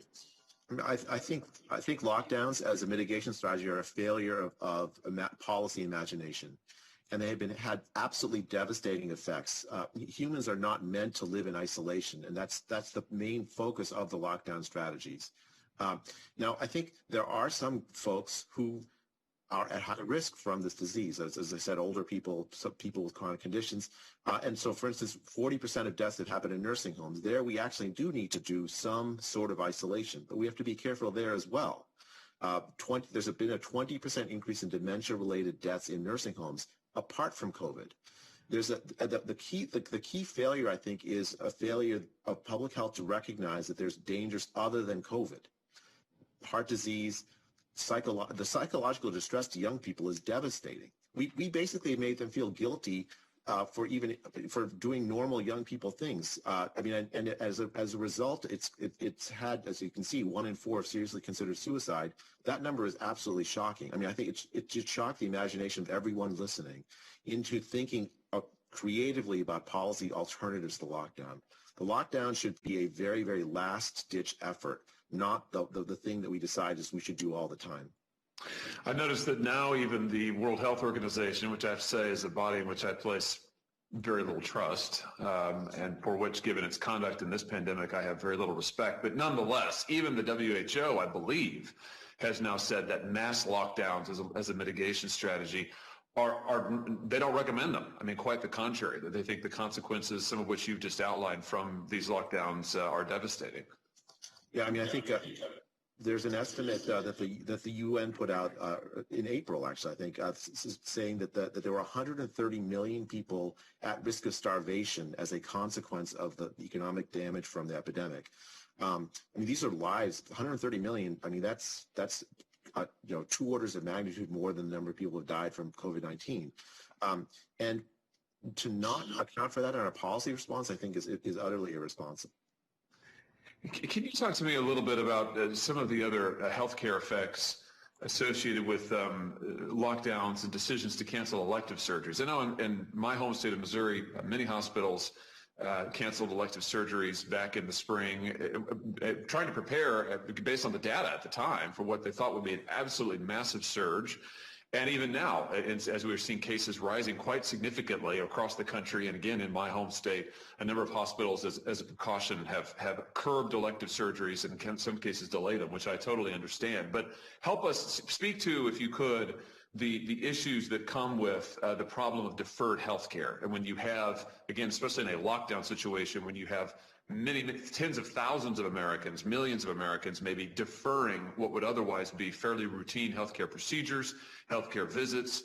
What is the cumulative effect of that over weeks and months as it builds up? We're going to be paying the toll for that for a very long time. Just to take one example that's striking to me, mammograms to check for breast cancer declined by, I think, something over 80% nationwide. What's the consequence of that? Many, many women who would have been diagnosed with earlier stage breast cancers now will come in with late stage breast cancers in next year. we've actually made a lot of progress in reversing mortality for breast cancer and other cancers in the last decade. That's going to get reversed with 100% certainty as basic preventative measures, colonoscopies, mammography, have gone by the wayside because of COVID. I mean, I think I should just be clear, because of the COVID lockdowns. I think that the public health should think about all of health, not simply one disease. Public health is not just about infection control. I think that's been a major mistake that we've made all through this pandemic. Very good. Thank you for that. Dr. Corey, could I just ask you a question or two about social media? You wrote in your testimony, I noticed, that one of the barriers to using already existing therapeutics, whatever they may be, there's an array of them, has been social media. And you say that your pages in particular have been repeatedly blocked on Facebook. I wonder if you could just elaborate on your experience with Facebook or any other social media on this topic. Yeah. You know, I want to try to be respectful, because I think the intention is correct. The execution is unfortunately damaging, which is my guess at what the social media outlets, in particular it's Facebook, is that they want to cut down on misinformation, right? Which is, many doctors are out there claiming X, Y, and Z work in this disease. The challenge is you're also silencing those of us who are expert, reasoned, researched, and extremely knowledgeable. And so my group, our Facebook page, and again, I repeat, we are some of the most highly published physicians in our specialty. We've spent, decades in academic medicine. We're not just some random doctor, but our group, every time we mention ivermectin, we've been put in Facebook jail. Currently, as of this moment, our Facebook page is shut down to the point where we cannot post anything. And we've asked the senator for help in that, because we're trying to disseminate expert opinion, heavily researched insights into the therapeutics of this disease, and we are unable to do that on social media. What reason, Dr. Corey, what reason have they given, if any, for putting you in Facebook jail?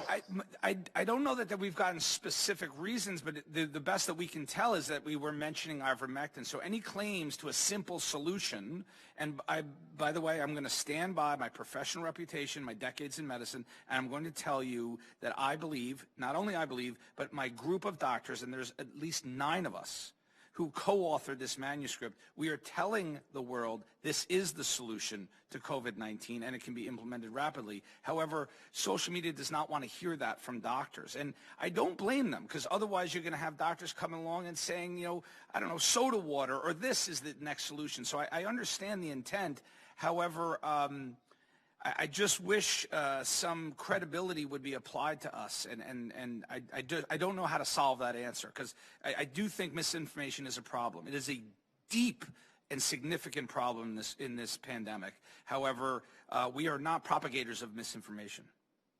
Is Facebook staffed with expert epidemiologists and infectious disease researchers, to your knowledge? Not to my knowledge, certainly not. No. I mean, should Facebook be the arbiter of what counts as medical research, in your opinion? Of course, I don't think that they should be the arbiters, but I'm trying to be fair, and I do think their intent is to protect people from misinformation. However, they are also blocking good information. It's a very hard filter to put on, and I can understand their challenge. I just wish they did better at it. Right. Well, thank you, Dr. Corey, thank you for your work, and thank you for sharing that. Unfortunately, this is a pattern that we see with Facebook and the other social media giants, which have now decided that they will be the arbiters of all information, news, journalism, and the rest in the United States, and that they will determine what counts as accurate, reliable news, research, and everything else, despite usually having zero expertise in any of these areas. And by the way, with zero desire for the American public that they should be deciding what we read, what we consume, what we learn about, what we share. It's really unbelievable. Mr. Chairman, thank you very much for holding this hearing. Well, thank you, Senator Hawley, for participating. I want to quick go to Dr. Ryder, who's treated patients both in hospital and also as an outpatient. Just to describe in human terms, what happens to a COVID patient. I think it is one of the more heartbreaking aspects of the disease that, and quite honestly, it's one of the reasons I know people that will not get tested because they don't want to become a COVID patient because they don't want to be separated from their family. But can you just describe what's happened and how people are dying alone? And does that continue to be necessary? But just describe what happens when you have somebody going to the hospital. Take it from there.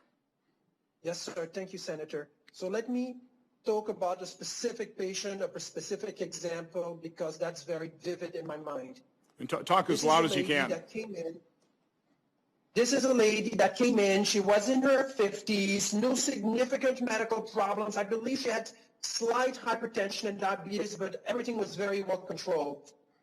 The lady was initially diagnosed with COVID when she presented and was on room air. Within a few hours, she ended up on 2 liters worth of oxygen, and that's the point at which I got consulted to help with her management. Over the course of the next 24 hours, this lady went from 2 liters of oxygen all the way up to 50% of oxygen. That is a very, very rapid decline. At the time, the hospital was in lockdown, meaning there were no visitors allowed into the hospital, so this lady knew that things were going very badly for her. The medical staff was limiting access to the rooms because we had very limited PPE supplies. So there she was with a disease that she was well aware of, was quite critical, with no family at bedside, very limited interaction with healthcare workers and nurses entering that room.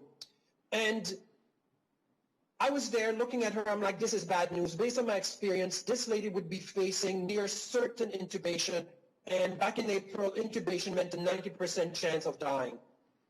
So I call her son up and get an iPad into the room so they can FaceTime and have a discussion. And that's the point at which the son broke down in tears. He's like, doctor, you got to do something for her. You got to. Doctors always have something they can do.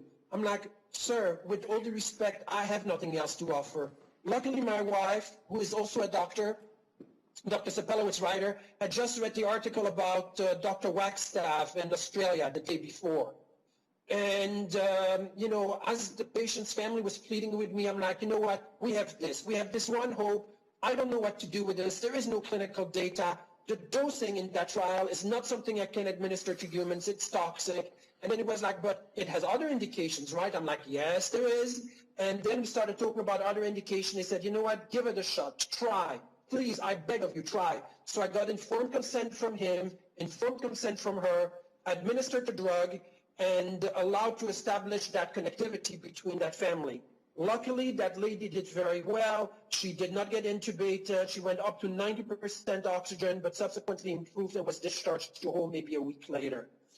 But you see that social isolation where those people are away from family, and even today, visitors are allowed back into the hospital, but they are not allowed into the COVID rooms. That means that those patients are away from family, and because of all the measures that healthcare workers need to take, even now we still have a policy of limiting entry into the room. For example, the nurse will group all the lab draws and all the medications and try to enter the room maybe 3 or 4 times a day at most.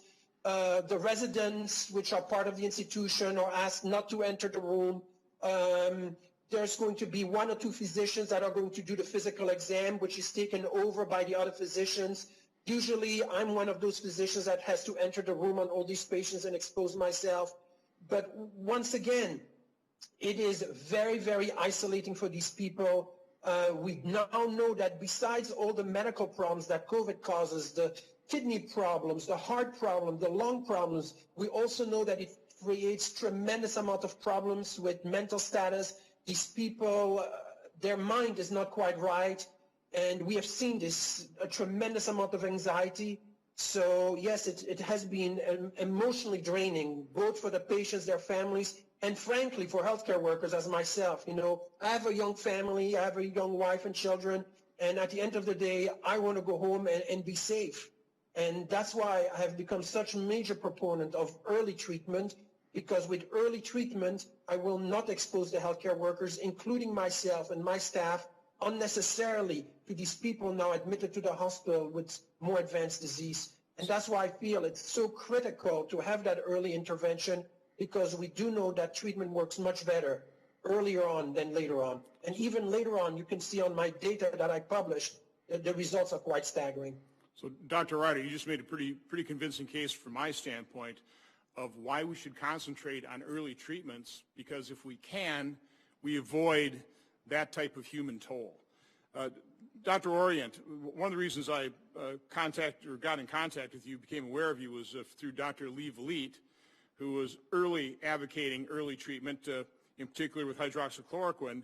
And your organization allowed me to get, I think it's like 1,300 or 1,700 doctors very quickly signing a letter that we sent to the President of the United States encouraging, doing something to allow doctors to have access to these types of drugs, to use their off-label prescription rights. But I think one of the things that always impressed me about your organization, AAPS, was its pretty simple mission statement. So can you first describe that, then also what you're hearing from that network of doctors that have the courage and compassion to treat patients early, and basically answer my question that I asked Dr. Ryder about, what is happening to these COVID patients, and is there a better approach? Well, AAPS was founded in 1943 to preserve private medicine, and that means the physician is working for the good of his patients, like it says in the Oath of Hippocrates, not for the good of the organization or society or the political party or the advancement of science, but each individual patient is the doctor's first priority. And the doctor has to have the authority to go along with his responsibility to that patient, to look into the best methods, to communicate with his colleagues. And sometimes, or a lot of times, you just have to guess about what's the best thing to do for your patient and to keep a careful watch on what works best.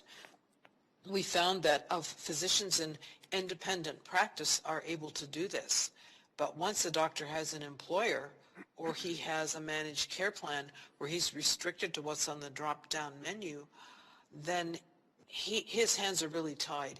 If the NIH is the authority that their employer respects, then if he goes outside those rules, no matter how much his patient needs it, he's putting his life at risk, and it's becoming more and more.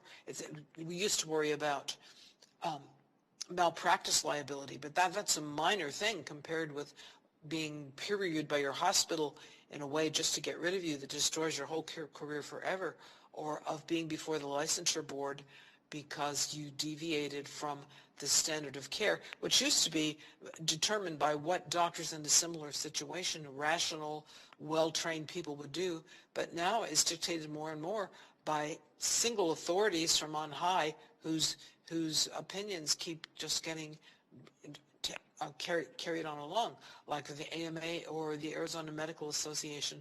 I'm learning about ivermectin here. The Arizona Medical Association, our county medical society, the AMA will say nothing about this. And you ask about, well, what are doctors doing? And the answer is, well, nothing that's not recommended by the FDA. So for a patient to have an independent doctor who is not under quite so much severe restrictions on what he can do is extremely important. I mean, occasionally a patient will tell me, well, I begged and pleaded with the hospital to do this for my husband who was dying. Please, will you give us some intravenous vitamin C? And sometimes the patient's suggestion works. I mean, it doesn't always, but if the doctor's afraid that he dare not do something that's even very safe, or that's even being clinically trialed, or has been reported in the literature, even if a long time ago, that he will lose his job, then he has every incentive to say, well, there's nothing more that I can do. So keeping this option open for patients is extremely important. Thank you, Dr. Orient. I championed right to try, and Dr. Ryder, basically that's what you practiced in. I mean, you had a patient there, you had to do something with that patient, and the patient's son begged you to do something, and you did something. I think that is exactly your right. And we certainly are seeing a different type of medical establishment where we have fewer doctors practicing medicine and more associated with these hospitals where they follow protocols, which makes perfect sense.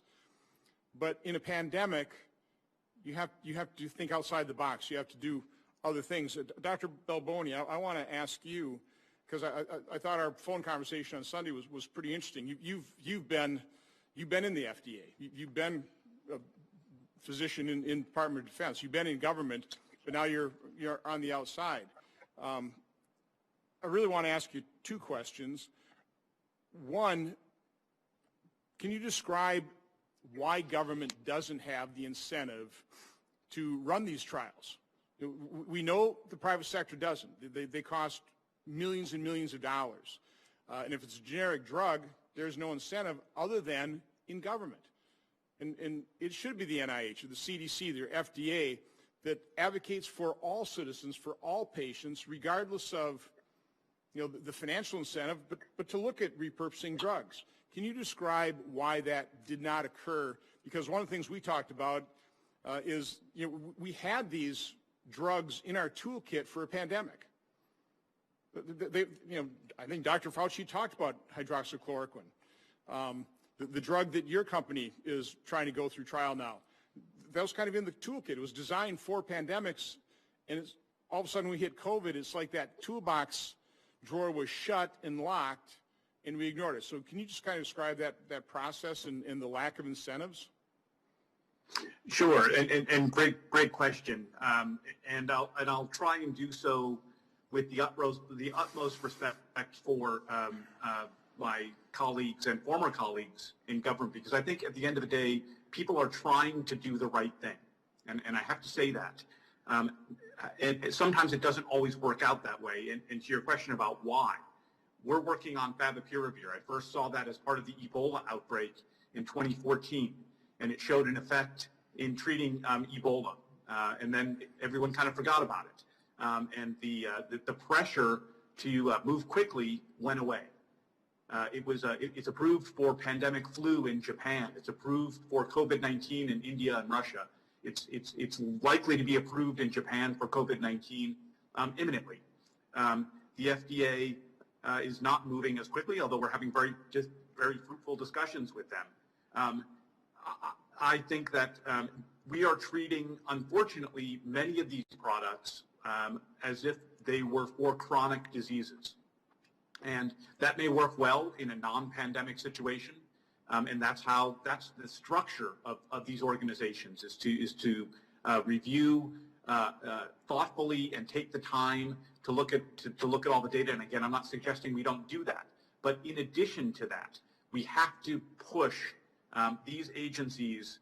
There has to be a forcing function for change. And when under stress, I think they fall back on what they know, which is reviewing and approving drugs like cardiovascular drugs, which they can take more time with. So I think there needs to be both a forcing function for supporting their efforts to move outside of what is tried and true in their review process. And I think you as a committee and as politicians have your hands on that lever. Whether it's policy or law, there needs to be a forcing function to move them out of the ways that they do things, which again work in a non-pandemic situation. And I would point to two things, Senator. Public Law 11592. I worked on that when I was inside the DOD. That was a law signed into effect in 2017, which mandates that the DOD and FDA hold discussions and talks around regulated products that are of particular interest to the warfighter. And it puts them on an accelerated approval track. It doesn't cut corners, but it allows the regulators to devote resources to those kinds of accelerated discussions. I would also point to a very recent development, and politics notwithstanding, it shouldn't matter, a very pragmatic approach to doing the same kind of work as the RESULT Act submitted by Senators Cruz and Lee. Without having done, I did some reading of that, and it seems like a very pragmatic approach to push and force some change on the regulatory agencies to move things along more quickly. I have to say, the last thing I'll say here is I received 17 emails over the weekend and calls requesting compassionate use and single-use INDs for favipiravir. In the middle of running randomized controlled trials, I can't possibly entertain all of those. My colleagues, many of whom you've heard today, are treating those patients. I can't entertain all of those compassionate use single patient INDs. So we have to move the regulators outside of their comfort zone, work with them to develop new policies, and I'm hopeful that you and your colleagues, with your hands on those levers, can force that policy and get them out of what they know and start thinking a bit creatively in the middle of a pandemic. And I'm quite sure that the Results Act, I think I'm a co-sponsor of that, ties in very nicely with Right to Try. That allows patients and doctors to use a drug that's approved by another body, let's say whatever the FDA equivalent is for the EU, correct? That's right. So drugs that are approved in other well-established jurisdictions like Europe or Canada or Japan, for example, it would move the agency, the FDA, to review and treat as equivalent that review and approval, and so greatly speed the process of getting drugs available. Yeah, I'm a big supporter of allowing doctors to be doctors and allowing patients to make these decisions because it's their lives or it's their families' lives. Talked about other world bodies or other things that are happening globally. In our last hearing, Dr. McCullough pointed out that the death rate in India is about 95 per million. In the U.S. and other advanced nations, it's closer to 800 per million. I'm not sure who to direct this question to, but are you aware of us actually studying what these other countries are doing? One thing I've been struck is I've been kind of at the tip of the spear here, so I get a lot of information. I'm not a doctor, but it's an awful lot of interesting information.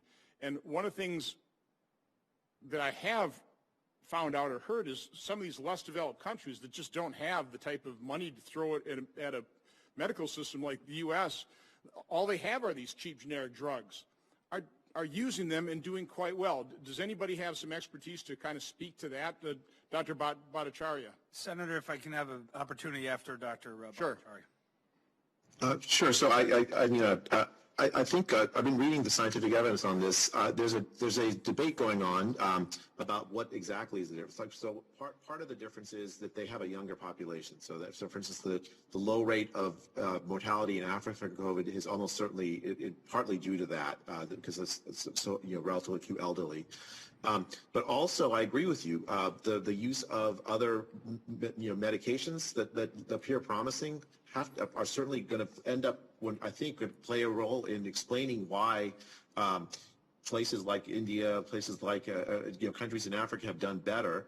But there's another explanation a couple of other explanations that I've heard in the scientific literature. Again, this is still all being sorted out.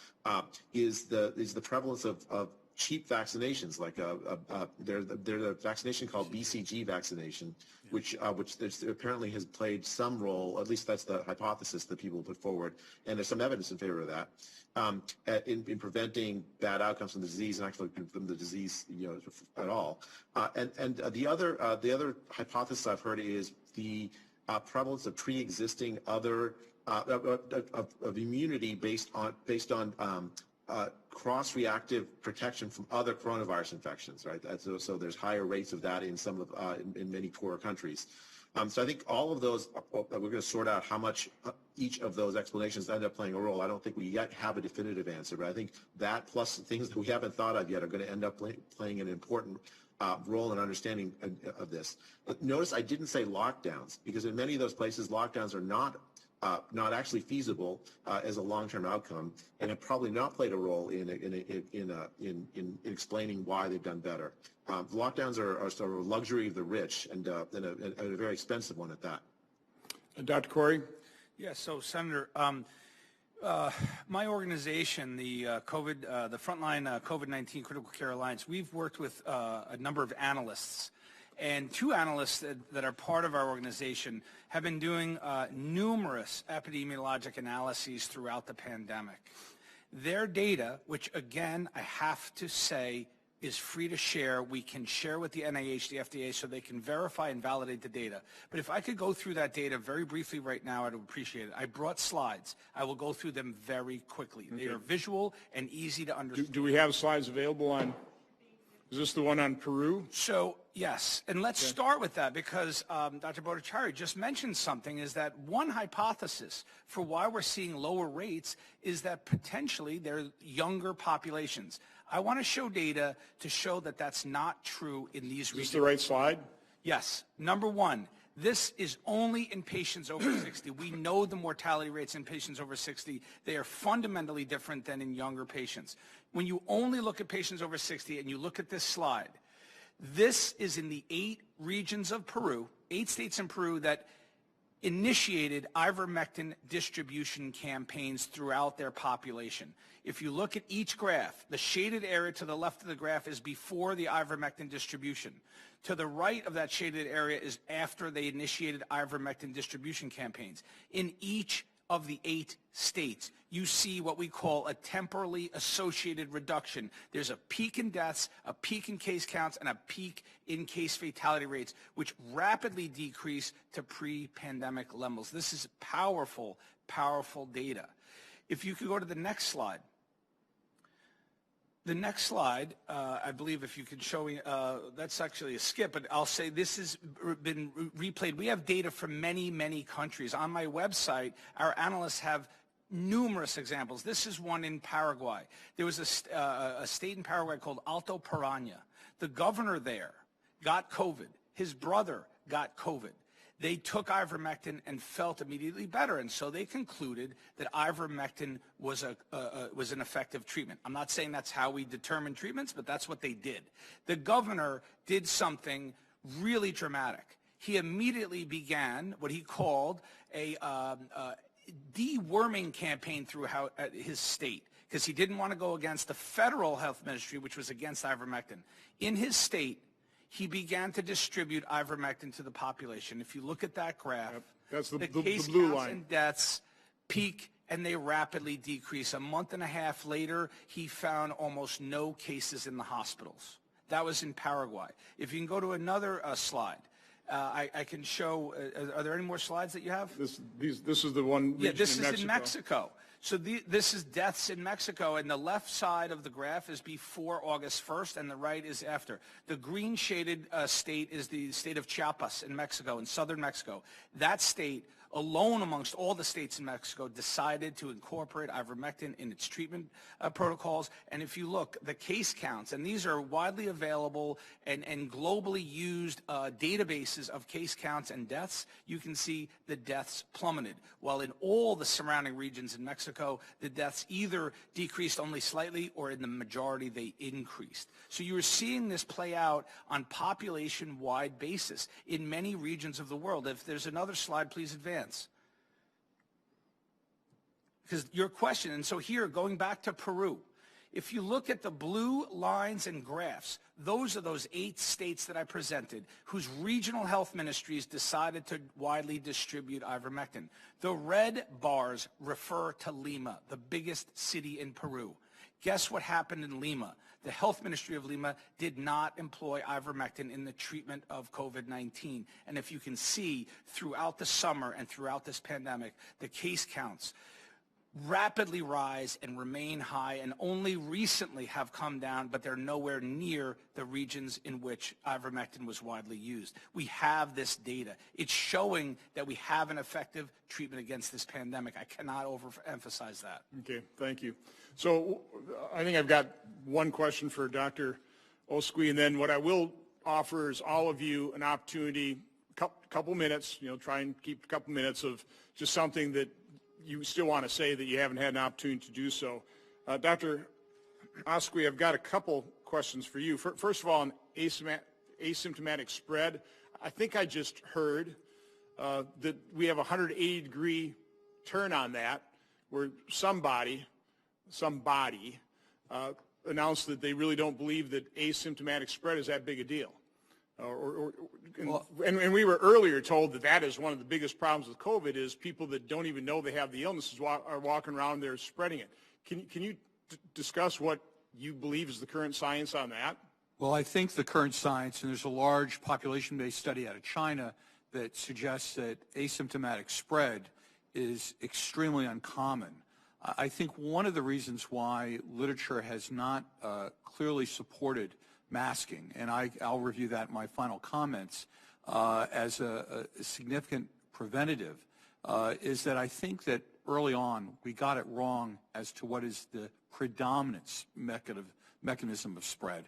I believe what the Oxford University white paper by Thomas Jefferson believes, in which I provided to Ms. Kildea, the clerk of this committee, that I think that oral fecal transmission, much like norovirus and polio, is the predominant mechanism of spread, and that's one of the reasons why masking doesn't work and why asymptomatic spread isn't predominant.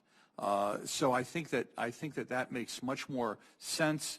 The white paper is provided to Ms. Kildea. I provided to your aid, and I hope it'll be disseminated among members of the committee. But I think the science behind that paper, Tom Jefferson and the rest of the Oxford group for the Center for Evidence-Based Medicine, is actually pretty compelling. We've had that since March. I think the ramifications of that are that aggressive use of chlorine-based cleaners and other things would really be very helpful in transmission and really need to be effectively promulgated. So can you, and again, this isn't, I'm not a doctor, this isn't a, medical class here, but can you just describe the biology in terms of COVID and why whether it's ivermectin or hydroxychloroquine with zinc, whether it's favipiravir, I'm probably mispronounced that, but I'm actually doing better than I thought. Can you describe in layman's terms how that might work? Can you lay this out simply enough, or is it just a bad question? It's rather complicated to do so in a short period. There was a pangolin tissue model that a number of Chinese scientists published about that I read referenced in Journal of Medical Virology that showed that three drugs, a drug similar to ivermectin, a drug similar to hydroxychloroquine, actually had local effects. Hydroxychloroquine's mechanism is probably multifactorial. It prevents viral autophagy. It also is an anti-inflammatory and has some benefits there. There's also ivermectin has some important effects as well. But there is strong basic science in addition to the clinical studies that I presented to your clerk and which Dr. Corey has referenced that suggest mechanisms for significant efficacy. I'll provide that separately and as an addendum to my testimony. But is it safe to say that all these, off-the-shelf generic drugs, in some way, shape, or form, they limit or halt the viral replication? Is that the mechanism going on? We've known since 2005 that zinc was an effective inhibitor of furan cleavage, an important mechanism that makes these viruses more virulent. That's something that our Fort Detrick colleagues published and then didn't do much with. But there's good literature that suggests that zinc itself is very effective. I personally recommend to my patients that all of them take 50 milligrams of chelated zinc a day if they can tolerate the dyspepsia, and to keep their vitamin D levels over 30. There's significant data, a very nice study in the U.S., large study, as well as one out of Israel, that if one keeps one's vitamin D3 level over 30, that one cuts the relative risk of getting COVID by 50 to 55%. So it's a simple public health measure that could be undertaken easily. So let me ask, of all these things that people have talked about, zinc, vitamin D, vitamin C, quercetin, ivermectin, hydroxychloroquine, favipiravir. Are there any real dangers? I did talk to Dr. Balboni on favipiravir for, certainly you shouldn't give it to women that are pregnant. I mean, but these other ones, how safe are they? Is there really any danger at prescribing these at the proper levels? The short answer. In other words, to give it a shot. I mean, as opposed to doing nothing, which is what NIH guidelines is right now. Is there? Go ahead. The short answer, I think, is there is really trivial, if any, risk at all. The reality is that our academic colleagues who have not discussed vitamin D and some of these other interventions aren't. But it need not be a binary choice, obviously. We don't have to decide hydroxychloroquine versus remdesivir versus vaccines. We need all hands on deck.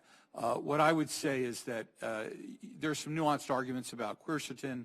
I think the data about vitamin D toxicity is trivial, and really the real problem is vitamin D deficiency. Dr. Corey in his testimony mentioned that two groups in the United States have been hardest hit, African Americans and Hispanics. African Americans, 81% of African Americans in the United States suffer from vitamin D deficiency, 60% of Hispanics, 40% of Caucasians. Nursing home patients are notorious for being vitamin D deficient. Military service members also are known to be vitamin D deficient. You'd think they were sunning themselves on these aircraft carriers, but obviously quite the contrary. I think that we should follow the example of the National Health Service in the UK and Scotland, which is currently distributing vitamin D supplements to their elderly. They've been doing that for a couple weeks now. Why we are not pressing this simple point while we go over these other issues fails to meet my level of understanding. Okay, Senator, well, can I answer go your ahead, question? Dr. Corey. So you've said repeatedly, and you and I have a strong kinship on that approach, which is, does it hurt to try? So what are the risks of treatment with these agents? And I'll tell you, in medicine, as a physician, every decision I make therapeutically, it involves exactly that question, which is a risk-benefit analysis. And so if the therapy I have is either low cost, low resource, or extremely safe, and its potential for benefit is high, it would win the risk-benefit analysis, and you should be given. And I think that is what you've been arguing. And I tell you, with these agents, the answer is unequivocally yes. When you look at the mortality and morbidity of this disease, which is unparalleled, we are seeing countless deaths, and it's horrific the way they're dying. And you look at these safe and low-cost agents, it seems like a no-brainer that you should try it. And here's the thing about ivermectin. Going back to ivermectin, because you know that is my message today, that it is the cure for this cancer. By the way, you support ivermectin, right? Of course. You're not confused about that, right, Senator? So you have to understand something about ivermectin.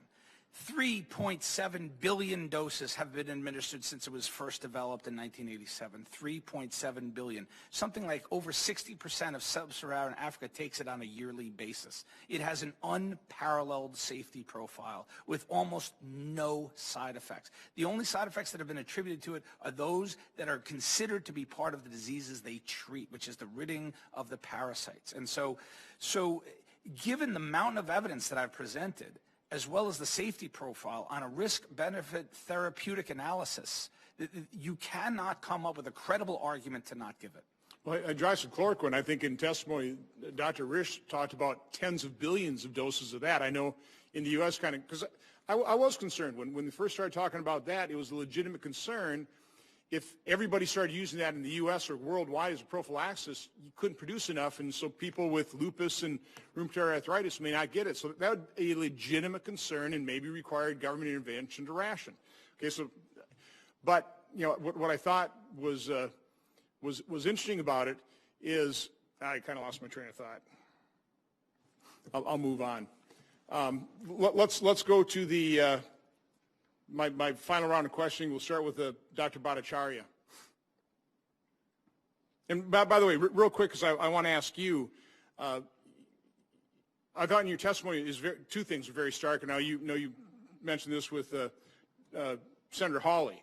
The 130 million people that the UN study showed were going to starve to death because of the economic devastation of the shutdowns, that now the World Health Organization says we shouldn't be shutting down. And yet, there's so many governors that are still pursuing that path. The other one was, and this is, I don't think it was in your testimony, I saw this in another writing. I've certainly been following, and I've actually, in a couple op-eds, talked about the case fatality rate versus the infection fatality rate. I've been monitoring what the estimate is, the prediction is from Oxford Center for Evidence-Based Medicine. For months now, they've been predicting the infection fatality rate is going to be somewhere between 0.1 and 0.4. I think now it's 0.1 and 0.35. You talked about in an article about these seroprevalence studies, 82 of them now are kind of pointing to a 0.2% infection fatality rate. Seasonal flu, and I've printed this out from the CDC website, a bad year is about 0.18. So just a little under that. Again, I'm not downplaying COVID. As Senator Paul talked about, people he knows, as those of you who've treated, it's a deadly disease, and particularly for over 70, 5% of the people with COVID die from it, okay, or with it. So I'm not downplaying this, but I think you have to look at those numbers and ask, what have we done, and what is the human toll of our actions on a disease that long-term it looks like it's certainly worse than the flu, but is it that much worse to cause that much economic devastation with that severe human toll? 130 million people starving, and of course we heard all the other follow-ons. But anyway, Dr. Bhattacharya, if you have your closing thoughts. Sure. Thank you for this opportunity to testify, and thank you for that lead up. I mean, I think it is worse than the flu, but it has very different properties than the flu. Older people have a much higher rate of death from this than younger people, which is different. I mean, the flu also has that pattern, but not quite so pronounced. That means that we should have a different, but the most striking difference in how we dealt with the flu versus how we deal with this is not actually in the treatments and all that. I mean, there's obviously vaccines and other things that's different. But the most striking thing is that in the case of the flu, we do not induce panic. And in this case, we have. Panic has been part of the policy, has been part of the lockdown. I think has caused enormous harm. It's a violation of all that I've ever learned about standard public health practice, which is generally to reassure the public, provide good information, and seek to develop good treatments and preventative activities. Instead, we've just panicked the public.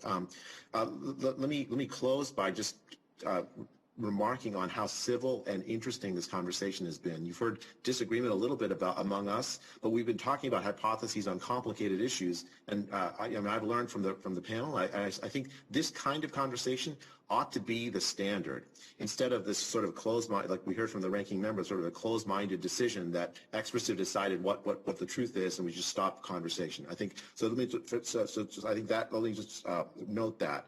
And the second thing I want to end with is we talked about how should we do evaluation in the midst of a pandemic versus in the midst of normal times.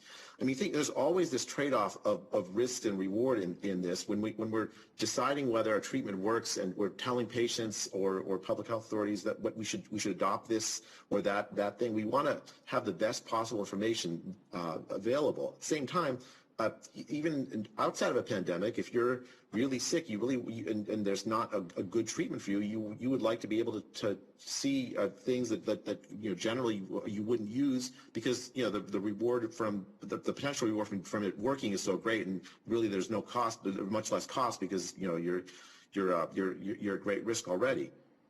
I think the major problem is the structures we have in place to do this kind of rapid evaluation and develop evidence. They're not a sufficient incentives in place to do this kind of evaluation, as I said in my opening testimony. And I think there's for both economic reasons and sort of government failure reasons that's true. We absolutely have to fix that. We need a system that allows for this kind of conversation, formal conversation with rapid evaluation of using observational data, rapid funding of larger scale studies for the most promising things, to be done sort of all the time, not just during a pandemic. And I hope that the pandemic, one lesson we come out of it is let's be more humble about the whether expert opinion actually can be correct, and instead be more open to novel ideas, even ones that seem to some part of the experts as not actually going to work. Well, let's try it. Let's do studies around it and then decide, and on that basis make decisions, as opposed to just closing off debate altogether, as we saw sort of the ranking member try to do. No, listen, it amazes me how these hearings have been attacked. Really how close-minded this has been. How our colleagues have boycotted this. It is pretty amazing to me. Dr. Orion, I actually did remember what I was leading to in terms of talking about hydroxychloroquine. I just wanted to ask, it was originally approved for anti-malarial, correct? Yes, that's correct. And It's never been FDA approved for what it's primarily used for nowadays, because antimalarial use is small in comparison to its application to rheumatoid arthritis and lupus. Those are off-label applications, and it works. And so we're just suggesting, well, maybe it might work for COVID too. Why not give it a shot? But do you have? And by the way, I've got to vote it in about 10 minutes. So if you can kind of stay within that 2-minute constraint, I'd appreciate your closing comments. But Dr. Orient. That's exactly right, that it is off-label use for many things. About hydroxychloroquine, there are graphs of that look quite a bit like the graphs for ivermectin, that when countries like in Brazil, one part of it uses hydroxychloroquine and the other part really forbids it, you see a big difference in the mortality rates. And most impressive probably was in Switzerland, when mortality rate went up when they stopped using it because of the terror provoked by that Lancet study that was withdrawn. And then it came down again when the Swiss went back to using it. So I think both drugs have a lot of potential, and sometimes patients respond better to one than to another. The big difference between India and the United States bears repeating, 10 times higher mortality in the U.S. and Western Europe compared with third world countries. Part of the reason may be the age distribution, but part of it may be sunshine and less vitamin D deficiency in India and Africa. I wanted to follow up a little bit on the poison thing that Dr. Jha made a big deal about in the last hearing, and Dr. McCullough answered it quite competently. But just to reiterate that Dr. Jha was concerned that the rate of Poison Control Center reports for hydroxychloroquine went up, doubled. Actually, it went up from 35 to 76. But if you look at hand sanitizer, there were 33,000 hand sanitizer reports to the Poison Control Center, which is an increase of 73%. And for acetaminophen, which everybody recommends that you take instead of some of the drugs that might help you, there were 50,000 cases of just exposure to that alone, and another 23,000 in combination, and 65 and 42 deaths respectively. But people are terrified of the cardiac effects, even though reviews have shown that hydroxychloroquine may actually protect the heart rather than be a danger to the heart. And if you're worried about QT intervals, you ought to worry about a lot of common antibiotics and antidepressants also, which we don't. Again, thank you. Other point. One other thing I might mention is just to, somebody mentioned the oral-fecal transmission, which I think is very interesting, that's been coming to light. Back in the SARS epidemic, there was cases of that broke out in an apartment building. I couldn't figure out why, and it was probably because of the flushing toilets putting aerosols into the ventilation system. Maybe this has a lot to do with it. Maybe instead of putting masks on everybody, we should be putting lids on the toilet or pouring Clorox into it before you flush it. And I think our epidemiologists have not been doing a very good job of figuring out just exactly how does the transmission occur, so that we can be sure that our mitigation methods are targeted to the means. Getting back to all of this, I think doctors need to use their own judgment and look at all of these things. I think I read an article about the high pressure flushes inside hospitals might be a problem. Dr. Balboni, again, a couple minutes, please. Sure, thank you, and thanks to you for your support. In 17 years in the Army, I've lived by the motto, one team, one fight. At the DoD, everybody became an Ebola scientist or physician. Everybody became a COVID-19 physician at USAMRIID as they tried to fight this. There's an urgent need to develop hybrid trial methodologies, new approaches to public policy, and I think from my perspective, most importantly, to fit the regulatory approaches to the threat that we're faced with, in this case, a pandemic.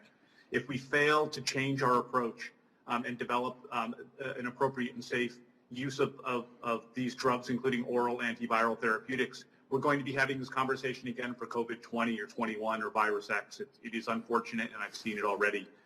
We can't continue to send 170,000 COVID-positive patients home with the hope that they'll be okay. It's just not going to work.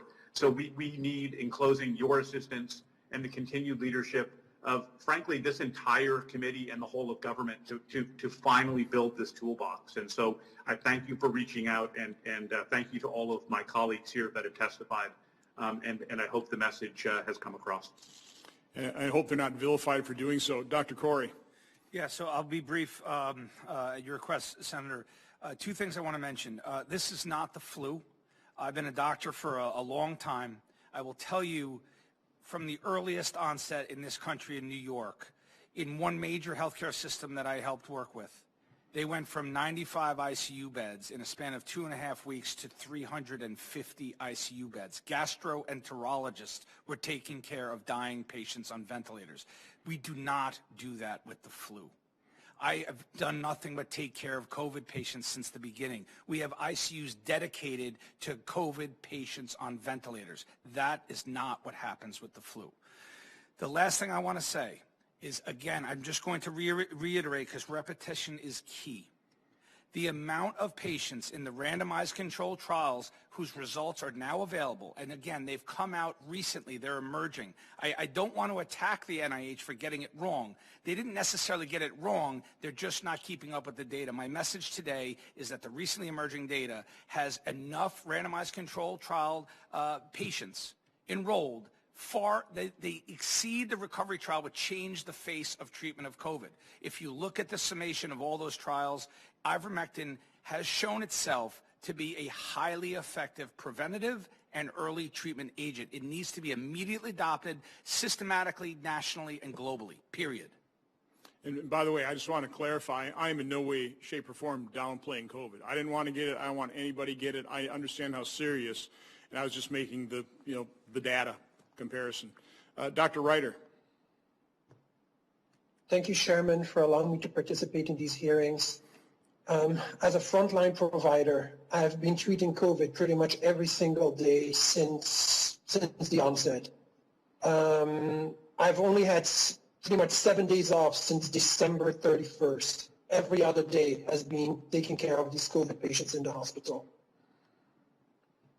This is heartbreaking. This is really difficult. Initially, we had to fight to get what I deemed appropriate treatment at the time. Now I have the endorsement of the medical staff at my facility who are using these medications. I have the endorsements of my colleagues who have seen the response of this medication. Ivermectin is effective. It's effective in early disease. It's effective in late disease. It's effective in prophylaxis. It's an oral medication. You do not need to monitor anything. There's hardly any interaction. You can use this medication in just about any condition, with the exception of people on warfarin. It is safe, inexpensive, widely available. Manufacturers are able to ramp up production of this if need be. Besides the U.S., it's something that could be implemented as a World Health Organization measure. The data is out there. The unfortunate thing is that we need more funding to be able to provide more studies, to look at people that are still naysayers. We need to get people at the regulatory agencies to review the current data, to see how effective this is, to talk to people that have been using this in certain areas. For example, compare the geographic area where I live and work with my colleagues to other areas in Florida. See if it actually makes a difference. Very easy to do. But I implore you, senators, to really help us, frontline providers, to get us the answers we need. I think we have the answers, but to prove it, to make other regulatory agencies come on board. Do not chastise physicians that have been thinking outside of the box, because honestly, the box has failed us. The medications that were promised to be the game changers to date have not done so. Remdesivir, convalescent plasma, to just name a few. We really need to attack this together, and we need to try to save as many people as we can, because I cannot continue to stand by and see hundreds upon hundreds of people die in hospitals, thousands of people, hundreds of thousands of people dying across the country. This is not sustainable. And there are easy solutions, inexpensive solutions, and it's time for people to start taking a second look at it and finally believing that this data is real, that it works. Thank you for giving us an opportunity to talk about this.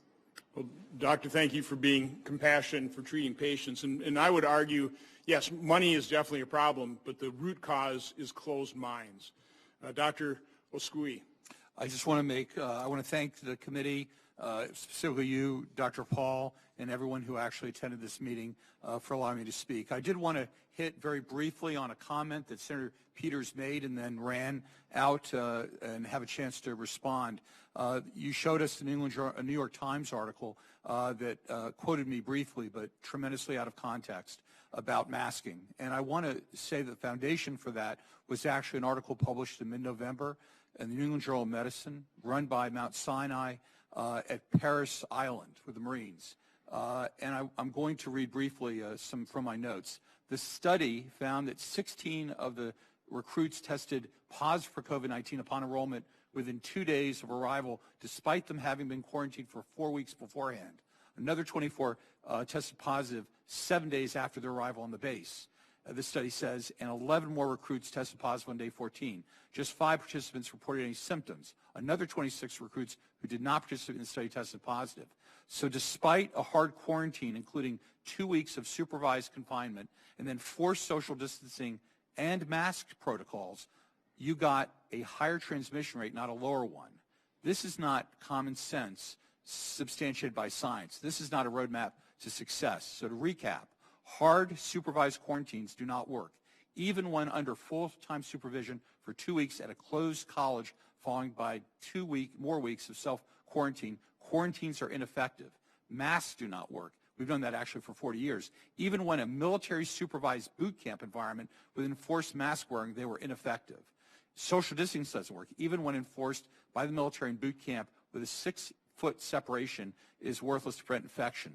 I think, in other words, all the claims of so-called interventions and mitigations, such as referred to by the minority ranking leader, do not work when tested on the most favorable set of conditions where compliance is monitored and reinforced by Marine boot camp instructors. That's the end, I think, of the discussion on these matters. And to paraphrase the New York Times, that's the settled science. In reality. The second thing I would refer to is Dr. Bhattacharya's comment about lockdowns. I absolutely concur with him that lockdowns are inappropriate. There's one time that we've done lockdowns previously like this, and that was in Mexico in 2009. They abandoned them within a month because they caused both economic and medical devastation. Lockdowns don't make scientific sense. I believe they go against the WHO's 2019 pandemic guidelines, and as we've seen, it has thrown tens of millions of Americans out of work and have devastated this economy. To further continue it, I think, does not make either military, scientific, or economic sense. Thank you, Senator. Thank you. And again, it seems like we have this pandemic playbook that we just threw out the window. And as I said before, I think the root cause of our problem is just closed minds. Yeah. I mean, people always preach at me like, follow the science. I think I do. I've got a very open mind. I realize that the term settled science is a very unscientific term. It is. We practice medicine. We keep advancing it, but you only advance it if you have an open mind. I'll never forget in my previous life, I used to listen to a radio talk show, medical doctor, Dr. Dean Adele. And so many times he would say, when you hear hoof prints, think horses, not zebras. Sure. I think what has happened here is the people in the agencies, they're all thinking zebras. They're all looking for the silver bullet solution, the exotic new biologic medicine, the perfect vaccine, when we've got a herd of horses that are just there, plow horses that can be used, and they're safe and they're cheap. And they just might be incredibly effective, as Dr. Corey's talking about ivermectin, and others have argued on hydroxychloroquine and others. Why don't we look at the herd of horses? Senator, tens of thousands, probably hundreds of thousands of people have lost their lives because we took the eye off the ball. We refused to look at the obvious and try and embrace what would have been the dream solution, something available, something cheap, something that would work. Why didn't we give it a shot? That to me is the question of this hearing, and I really have to go vote. So